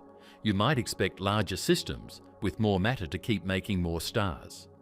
Instead, many giant galaxies age sooner. One reason is that their halos became so massive that incoming gas was heated and held in hot reservoirs, limiting fresh cold supply. Smaller galaxies can continue forming stars longer because their halos may not trap gas in the same way. But smaller systems face other problems such as gas loss from stellar explosions. So different galaxy sizes struggle for different reasons. Massive galaxies suffer from hot halo quenching. Small galaxies often suffer from weaker gravity and easier gas removal. Dark matter halos also help determine environment. Large halos can host groups or clusters containing many galaxies. Inside these crowded systems, galaxies move through hot intracluster gas and experience stripping, harassment, and reduced fresh inflow. In effect, halos create neighborhoods, and some neighborhoods are hostile to star formation. Take a galaxy entering a cluster-scale halo. It may once have had its own gas-rich life in a quieter region. But once inside the larger halo, external pressure can remove gas from its disk. New supply lines may weaken. Interactions become common. Over time, the galaxy may fade into a red, quiet member of the cluster population. Again, dark matter is not directly doing the stripping, but the cluster halo makes that environment possible. Modern computer simulations have shown that without dark matter halos, galaxies would not assemble in the way we observe. Gas alone in the expanding universe would struggle to collapse quickly enough into the rich structures seen today. Dark matter provided early scaffolding, but those same simulations also show that halo mass strongly affects whether galaxies remain active or become quenched later on. One of the key relationships astronomers study is the connection between stellar mass and halo mass. Not every halo converts incoming matter into stars efficiently. In fact, star formation efficiency peaks in a certain mass range and declines above and below it. Very small halos lose gas easily. Very large halos trap gas hot. Between those extremes lies a sweet spot where galaxies like the Milky Way can form stars more efficiently. That means the universe does not turn matter into stars equally everywhere. The hidden halo mass beneath a galaxy partly decides how much of its available material can become visible stars. Some halos are excellent builders for a time. Others become poor star factories despite their size. The Milky Way galaxy likely sits in a halo near that productive middle range, large enough to hold gas, but not so extreme as the biggest cluster centers. This may be one reason it still forms stars today, though at a moderate pace. More massive systems often show stronger quenching. Much smaller dwarfs often struggle to retain gas.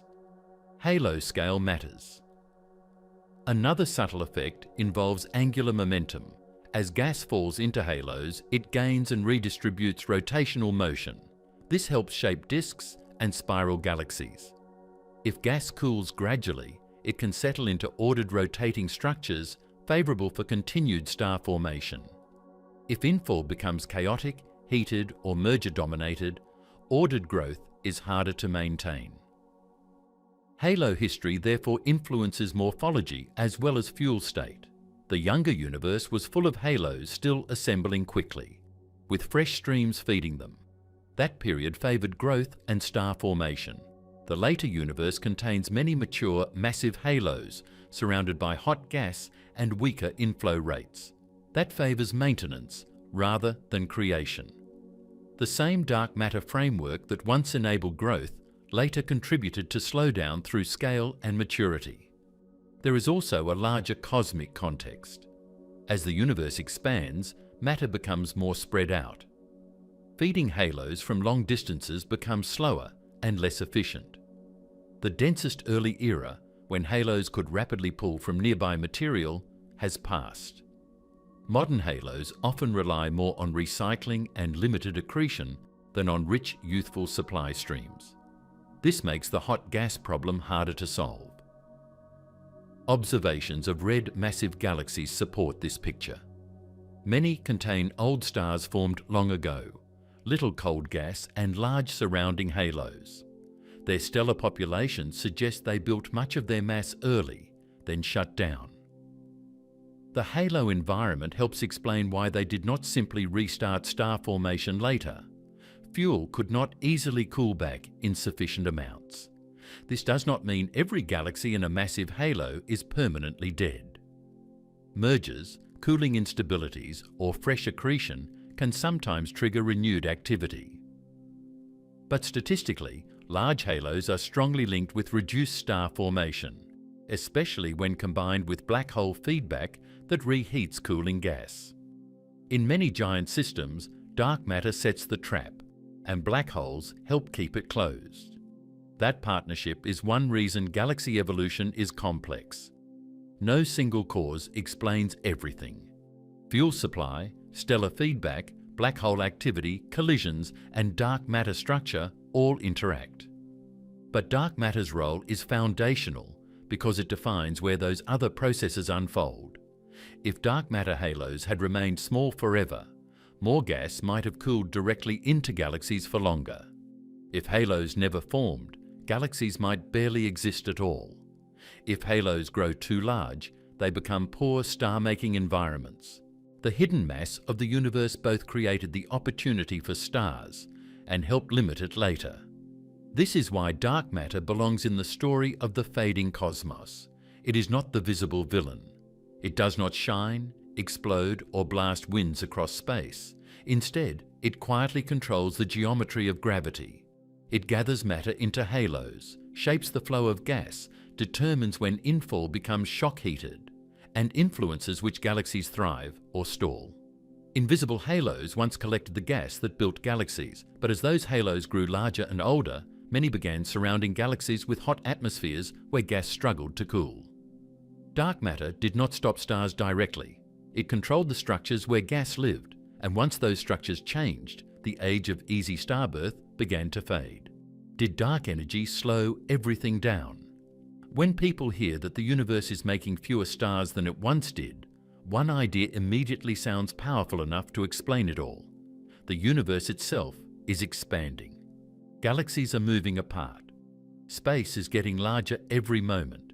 If everything is spreading out, then maybe creation is slowing because the cosmos is literally pulling itself apart. That thought becomes even more dramatic when we add one of the greatest discoveries in modern science. The expansion is not just continuing, it is accelerating. Something is making the universe grow faster with time. That something is called dark energy. Dark energy is one of the deepest mysteries in physics. It cannot be seen directly, touched, or sampled in a lab. We infer its existence from the behavior of the cosmos itself. In 1998, two major research teams studying distant exploding stars found evidence that the universe was not slowing its expansion under gravity as many expected. Instead, distant supernovae appeared dimmer than predicted, implying they were farther away than models suggested. The only clear explanation was shocking. Expansion had sped up over time. This changed modern cosmology overnight. For decades, scientists expected gravity from all matter in the universe to act like a brake. Galaxies should still move apart after the Big Bang, but the expansion rate should gradually slow as matter pulled on matter. Instead, observations showed the opposite trend on large scales. Some repulsive effect, or some property of space itself, was overcoming gravity across vast distances. That unknown driver became known as dark energy. The name can sound like a substance flowing through space, but it may not be a material in the usual sense. One possibility is that empty space itself has a built-in energy. Another is that some new field or unknown law affects cosmic expansion. The truth remains uncertain. What matters for our story is not exactly what dark energy is, but what it does. It causes the large-scale expansion of the universe to accelerate. Once that discovery was made, a natural question followed. If dark energy is pushing the universe apart faster and faster, could it also be one reason the universe stopped making stars at former levels? The answer is yes, but with an important warning. Dark energy does not directly turn stars off inside galaxies. It does not enter a galaxy and extinguish stellar nurseries. It does not stop gravity from collapsing clouds within galactic disks.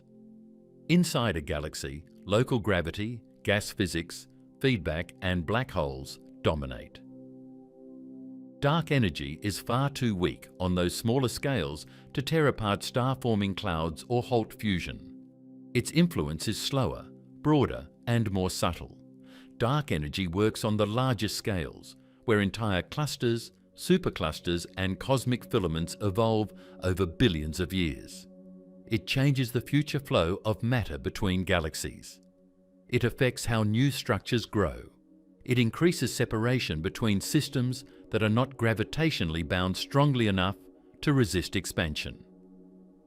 In simple terms, dark energy does not shut the factories inside galaxies. It slowly weakens the supply network between them. To understand why that matters, remember that galaxies do not live as isolated islands forever. Many depend on fresh gas entering from their surroundings. In the younger universe, gas moved more efficiently along the cosmic web, the giant network of matter connecting halos and galaxies.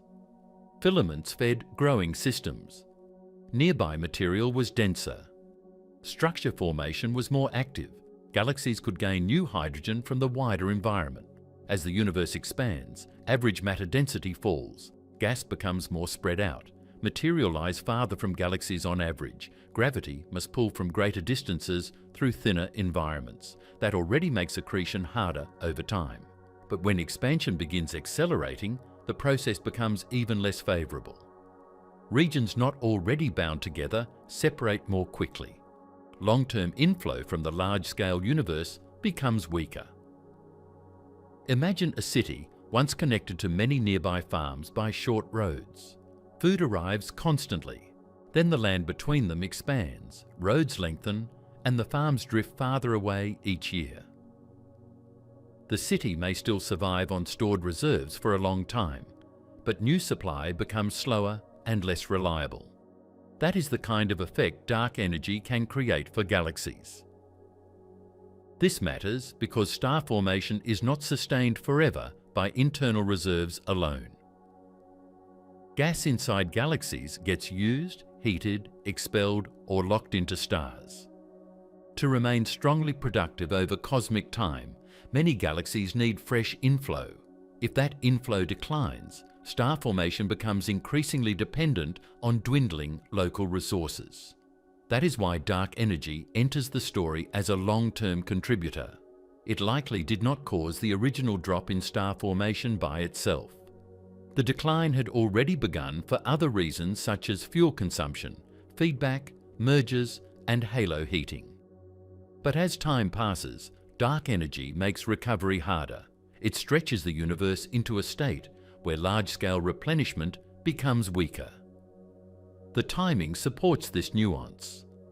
Cosmic star formation peaked billions of years ago and then began declining. Dark energy became dynamically dominant later, when matter density had diluted enough for its effect on expansion to outweigh the gravitational slowing from matter. This means the early decline in starbirth was already underway before dark energy fully took over the cosmic expansion budget. So if someone asks whether dark energy killed star formation, the honest answer is no. But if they ask whether dark energy helps ensure the slowdown continues into the future, the answer is much closer to yes. To see how, consider galaxy groups and clusters.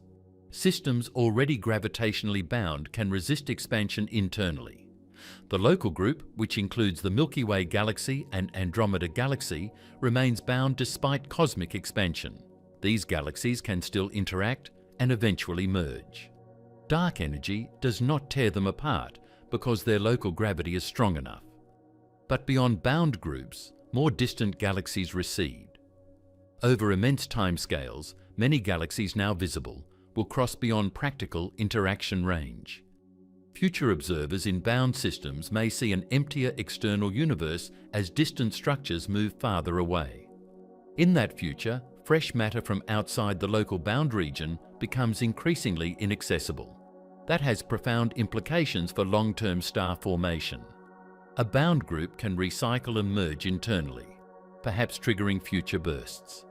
But once its available gas is consumed or heated, there may be little new fuel arriving from beyond. Dark energy effectively seals many systems into their local inventories. This also affects structure growth. In a matter-dominated universe without acceleration, gravity would continue building larger connected systems more efficiently. More material could fall together over time. With acceleration, growth of large-scale structures slows. Existing bound structures remain, but the formation of ever larger connected systems is suppressed compared with a universe without dark energy. Less new structure growth means fewer fresh opportunities for gas-rich assembly events on the larger scales. The cosmic web becomes more frozen in pattern.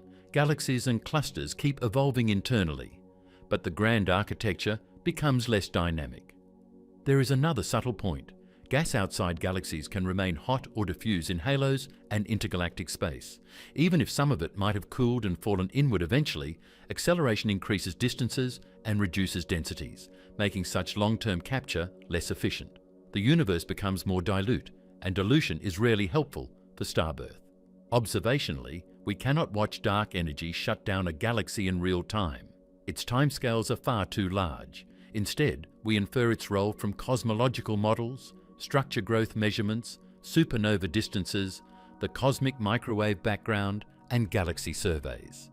These independent lines of evidence support an accelerating universe where future inflow and connectivity are reduced. The 1998 discovery itself came from type Ia supernovae, exploding white dwarfs used as standard candles because of their predictable brightness. By comparing how bright they appeared with how fast their host galaxies were receding, astronomers measured cosmic expansion history. The result was so surprising that it eventually earned the Nobel Prize in Physics. It was not just a refinement of previous models, it was a revelation that most of the universe's energy content may be in a form unlike ordinary matter. Today, the standard cosmological model includes dark energy as the dominant component driving late-time expansion. Matter, including dark matter and normal matter, still shapes galaxies and clusters locally. But on the larger scales over long times, dark energy steers the future. That future is relevant to the fading universe. Suppose a galaxy uses much of its cold gas, while some remains in surrounding halos or nearby filaments. In a denser, slower expanding universe, more of that material might gradually return or be captured. In an accelerating universe, some supply routes weaken or disappear. The galaxy ages with fewer chances for renewal. This effect varies by environment. Dense clusters may retain large bound reservoirs. Isolated galaxies may suffer more from long-term separation. Small groups can merge internally but become detached from the wider web. Dark energy does not act uniformly in experience, but its overall trend is to increase cosmic isolation. Galactic isolation matters because interaction can stimulate star formation. Close passes, mergers, and gas exchange between nearby systems often trigger bursts. As expansion separates many systems over time, the frequency of new interactions beyond already bound regions drops. Fewer encounters mean fewer externally triggered rejuvenation events. Again, this is not the main explanation for why star formation fell from peak levels long ago. Many declines happened because galaxies internally exhausted or spoiled their fuel. But dark energy shapes the late chapters by reducing chances of reversal. Think of the history in phases. First, the young universe was dense, connected, and rich in supply. Then galaxies consumed gas, heated it, and transformed themselves. Later, dark energy became increasingly important, making the larger universe more fragmented and less generous with fresh material. The slowdown began from local and galactic causes, but acceleration helps lock it in. Some people imagine dark energy as a dramatic force ripping everything apart. That is not the current expectation for normal galaxies and solar systems under standard models. Bound structures remain bound. The effect is gentle on local scales, immense on cosmic scales. It is less like an explosion and more like a slow widening of every unbound distance. This subtlety is why dark energy can be underestimated in the star formation story. Because it does not produce bright, visible events, it seems less dramatic than supernovae or black hole jets. Yet over billions and trillions of years, altering the geometry of the universe may matter enormously. Future cosmic observers, if any existed far ahead, might live in a bound remnant system with few visible outside galaxies. Most external structures would have receded too far. Their local stars would age. New fuel would be scarce. In that sense, dark energy does not extinguish a fire directly. It keeps new wood from ever arriving. Even now, we likely live during a transitional era when many galaxies are still visible and local star formation continues in some systems. But the broader trend is toward isolation. The universe is not becoming empty overnight. It is becoming less connected over unimaginable timescales. This is why dark energy belongs in the explanation, but in the right place. It is not the original killer of starbirth. It did not suddenly flip a switch billions of years ago. Instead, it is the long-term force that stretches the cosmic landscape, weakens future supply lines, slows large-scale growth, and ensures that aging galaxies become more dependent on what they already have. So did dark energy slow everything down? Not inside a molecular cloud where gravity still forms stars, not inside a galaxy where local physics still rules, but across the grand architecture of the universe, yes. It slows the future gathering of matter, increases separation between systems, and reduces the arrival of fresh fuel over time. Galaxies become more isolated. less new gas arrives, opportunities for renewal shrink, and in a universe already running low on easy star-forming fuel, that may be enough to make the silence deeper with every passing age. Red and dead galaxies. If you could travel across the universe and compare galaxies side by side, one pattern would become impossible to ignore. Some galaxies shine with blue light, rich gas clouds, and the signs of ongoing creation. Others look calmer, redder, smoother, and strangely ancient, as if their brightest years ended long ago. These quiet systems are among the most important clues in the story of why the universe slowed down in making stars. Astronomers often use a blunt nickname for them, red and dead galaxies. The phrase sounds dramatic, but it describes something very specific. These galaxies are not destroyed, their stars still shine. Their gravity still binds billions or trillions of suns together. Many are among the largest galaxies in existence. What is dead is not the galaxy itself. What has largely died is star formation.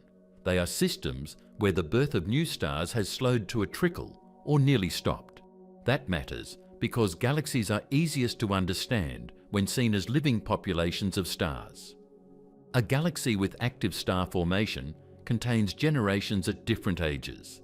It has newborn stars, middle-aged stars, and ancient stars all mixed together. But a galaxy that stopped making stars long ago gradually becomes dominated by older survivors. Over time, the young brilliant population fades away, leaving a very different color and character. This is why so many quiet giant galaxies look red. Color in astronomy often reveals temperature and age. Massive blue stars are among the hottest and brightest stars in the universe. They burn fuel at astonishing rates, shine intensely, and live short lives. Some survive only millions of years, which is brief compared with the billions of years many smaller stars can endure. Blue stars are the fireworks of stellar populations, spectacular, powerful, and temporary. Redder stars are different. Many are smaller, cooler, and far longer lived. Yellow and orange stars can survive much longer than giant blue stars. Red dwarfs can endure for immense spans of time. When a galaxy is constantly making new stars, it keeps replenishing its supply of bright blue members. Even though blue stars die quickly, fresh ones replace them, helping the galaxy appear bluer overall. But when star formation stops, the replacement ends. The existing blue stars burn out and disappear on cosmic timescales that are relatively short. Some explode as supernovae, others evolve into remnants. Once they are gone, the galaxy is left increasingly dominated by older, cooler, longer-lived stars. The combined light shifts redward. The galaxy ages visibly. So when astronomers see a large red galaxy, they are often seeing not just color, but history. That redness can be evidence that active starbirth ended long ago. This was one of the major observational clues that galaxies evolve over time. If all galaxies formed stars steadily forever, the universe would contain far fewer giant quiet red systems than we actually observe. Instead, surveys revealed a striking split. Many galaxies belong to a blue star-forming population, while many others occupy a red quiescent population with little current star formation. The universe contains both youth and retirement at scale. The largest red systems are often elliptical galaxies. Unlike spirals with elegant rotating arms, ellipticals usually appear smoother and rounder, or stretched like cosmic footballs. They often lack obvious dust lanes and large blue star-forming regions. Their stars move in many directions, rather than neatly orbiting in a thin disk. They look less like spinning pinwheels and more like enormous settled swarms of old light. Many of these giant ellipticals live in galaxy clusters, the biggest gravitationally bound structures in the universe. A cluster can contain hundreds or thousands of galaxies embedded in hot gas and dark matter. Near the center of such clusters, astronomers often find enormous galaxies that dominate their surroundings. These central cluster galaxies are frequently massive, bright, and remarkably quiet in terms of star formation. That location is not an accident. Cluster environments are harsh places for keeping starbirth alive. Galaxies moving through dense, hot intracluster gas can lose their own gas. Repeated interactions disturb disks. Fresh cold inflow is harder to maintain. Massive halos and black hole feedback often suppress cooling. Over billions of years, clusters become efficient producers of red populations. The giant galaxy at the center of a cluster can become especially extreme. It may grow through mergers, absorbing smaller neighbors and building tremendous stellar mass. Yet despite its size, it often forms few new stars. It becomes huge not because it is currently youthful, but because it accumulated mass during earlier eras and through cannibalizing others. This can feel counterintuitive. We often associate size with vitality. But in galaxies, the largest systems are not always the most active. Some of the biggest are among the most retired. When astronomers call them red and dead, they are using shorthand for several linked traits. Red color suggests an older stellar population. Quiet spectra reveal little gas ionized by young, hot stars. Low infrared or ultraviolet star formation signatures indicate few new stellar nurseries. Smooth shapes suggest past mergers and settled structure. Together, these signals tell a consistent story. Most of the star-making era is over. But these galaxies were not always quiet. Every red giant likely had a more active youth. Billions of years ago, many probably formed stars rapidly during the universe's more productive age. Some may have gone through intense merger-driven starbursts. Others may have built mass through repeated gas inflow in the early cosmos. Their present calm often hides a violent and luminous past. This is one reason they are so valuable scientifically. A red galaxy is like a fossil record. Its stars preserve information about when major formation happened, how quickly it enriched with heavy elements, and when growth shut down. By studying stellar ages and chemistry, astronomers reconstruct timelines of creation followed by quenching. Many giant red galaxies contain stars that are surprisingly old. Their stellar populations indicate that a large fraction of their stars formed early in cosmic history, then star formation declined sharply afterward. This means some of the universe's biggest galaxies built fast and aged early. That finding helped overturn older simple models where giant galaxies would naturally be the last to finish forming. Instead, many massive galaxies appear to have assembled stellar content early, then shut down while smaller galaxies continued forming stars longer. In broad terms, some cosmic giants burned bright first and then went quiet. Why does red color dominate so strongly once star formation stops? Because blue stars are visually powerful but numerically fragile over time. They contribute a lot of light while alive, yet they vanish quickly. Once no new blue stars are born, even a galaxy with billions of older stars can shift noticeably in appearance as those bright, hot members disappear. It is like a city skyline lit by short-lived fireworks every night. As long as the fireworks continue, the skyline looks bright and energetic. Stop launching them, and the remaining steady lights reveal a calmer scene. The galaxy's redder stars were there all along. They simply become more visible once the blue brilliance ends. Astronomers often map galaxies on color magnitude diagrams where a clear red sequence appears. This is a population of redder, often more massive galaxies separated from bluer active systems. The existence of this sequence across many surveys showed that quiescent galaxies are not rare exceptions. They are a major class in the modern universe. Meanwhile, star-forming galaxies often populate the blue cloud, where younger stellar populations and active gas reservoirs dominate. Between the two lies a transitional region, sometimes called the Green Valley, where galaxies may be moving from active to quiescent states. This framework gives astronomers a population-level view of galactic aging. In that context, red and dead galaxies represent the endpoint many systems eventually approach after fuel runs low or feedback suppresses starbirth. They are not random anomalies. they are a common destination. A useful contrast is the Milky Way galaxy. The Milky Way is a spiral galaxy that still forms stars, though at a moderate pace compared with earlier cosmic eras or extreme starbursts. It contains blue star-forming regions, cold gas, dust lanes, and a rotating disk structure favourable for ongoing creation. It is not dead. It is aging more gradually. That distinction matters because galaxies do not all stop at once or in the same way. Some remain blue spirals for long periods, slowly using gas while continuing modest star formation. Others are transformed faster through mergers, black hole feedback, cluster environments, or hot halo suppression. The universe contains multiple aging paths. Still, the abundance of red giants tells us that shutdown is widespread. If star formation naturally continued strongly forever, clusters and giant ellipticals would look very different. They would contain more blue stars, more glowing nebulae, more dust-rich disks, and more signs of youth. Instead, many appear settled and old. Even their structure reflects this history.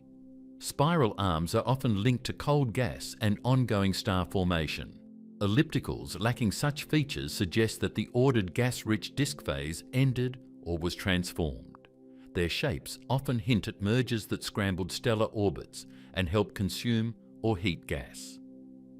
Some red galaxies still contain small amounts of gas or occasional weak star formation. Dead is shorthand, not absolute zero. Astronomy often uses broad labels.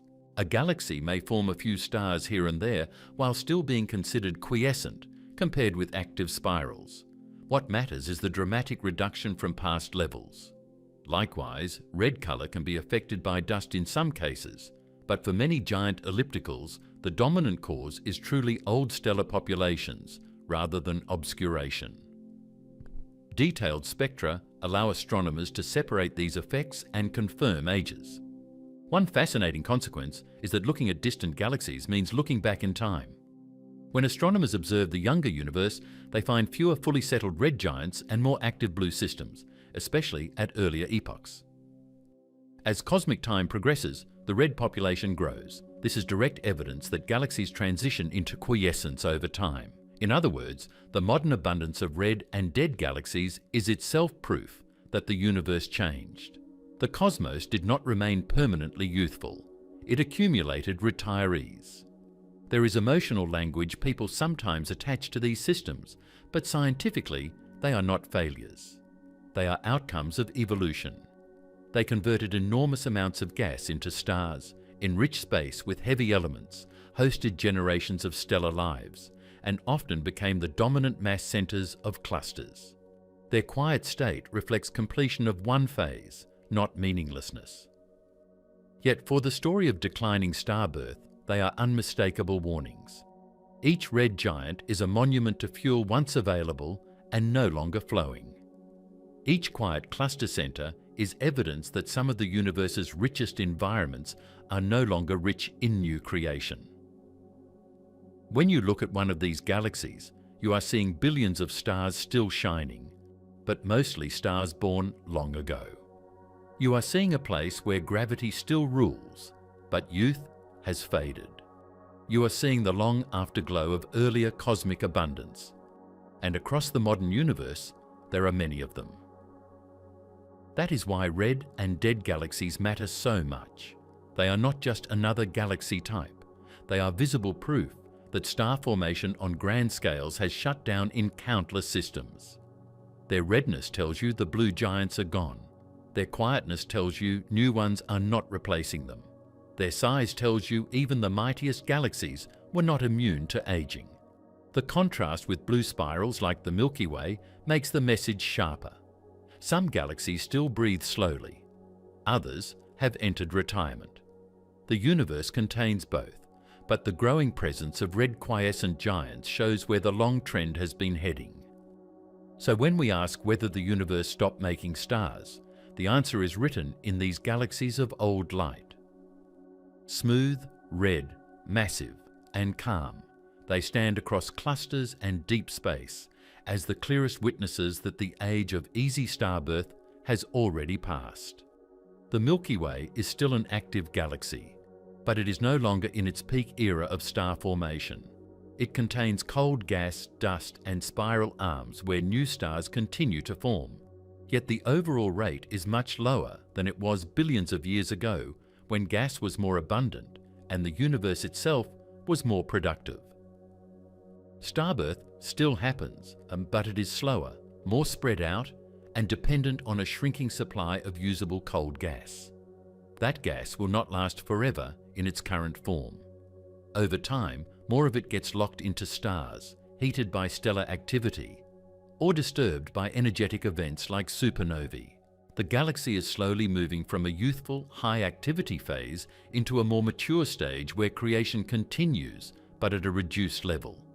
A major turning point in its future is the expected collision with the Andromeda Galaxy in about 4 to 5 billion years. As the two galaxies approach, gravity will begin to distort their shapes long before they actually merge.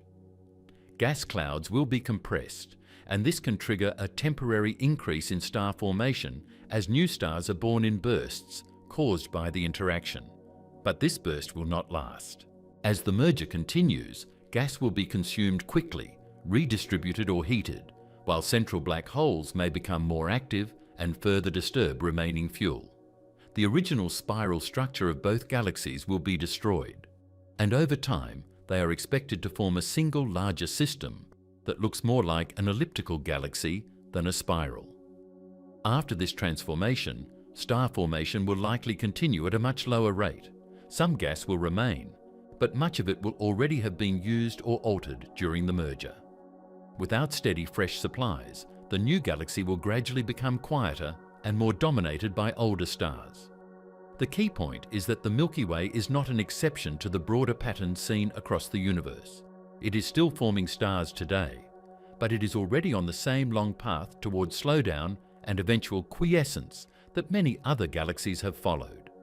The longest surviving stars in the universe are red dwarfs, small and cool stars that burn their fuel so slowly they can last for trillions of years, far beyond the lifetimes of massive bright stars that explode early and vanish quickly. After the brighter stellar generations fade, these faint red dwarfs will dominate the sky, while only rare and isolated events like white dwarf collisions may briefly create new flashes of light, but the large-scale era of star formation will already be over. In this final stage, the universe will still contain stars, but it will no longer be actively building them in the way it once did.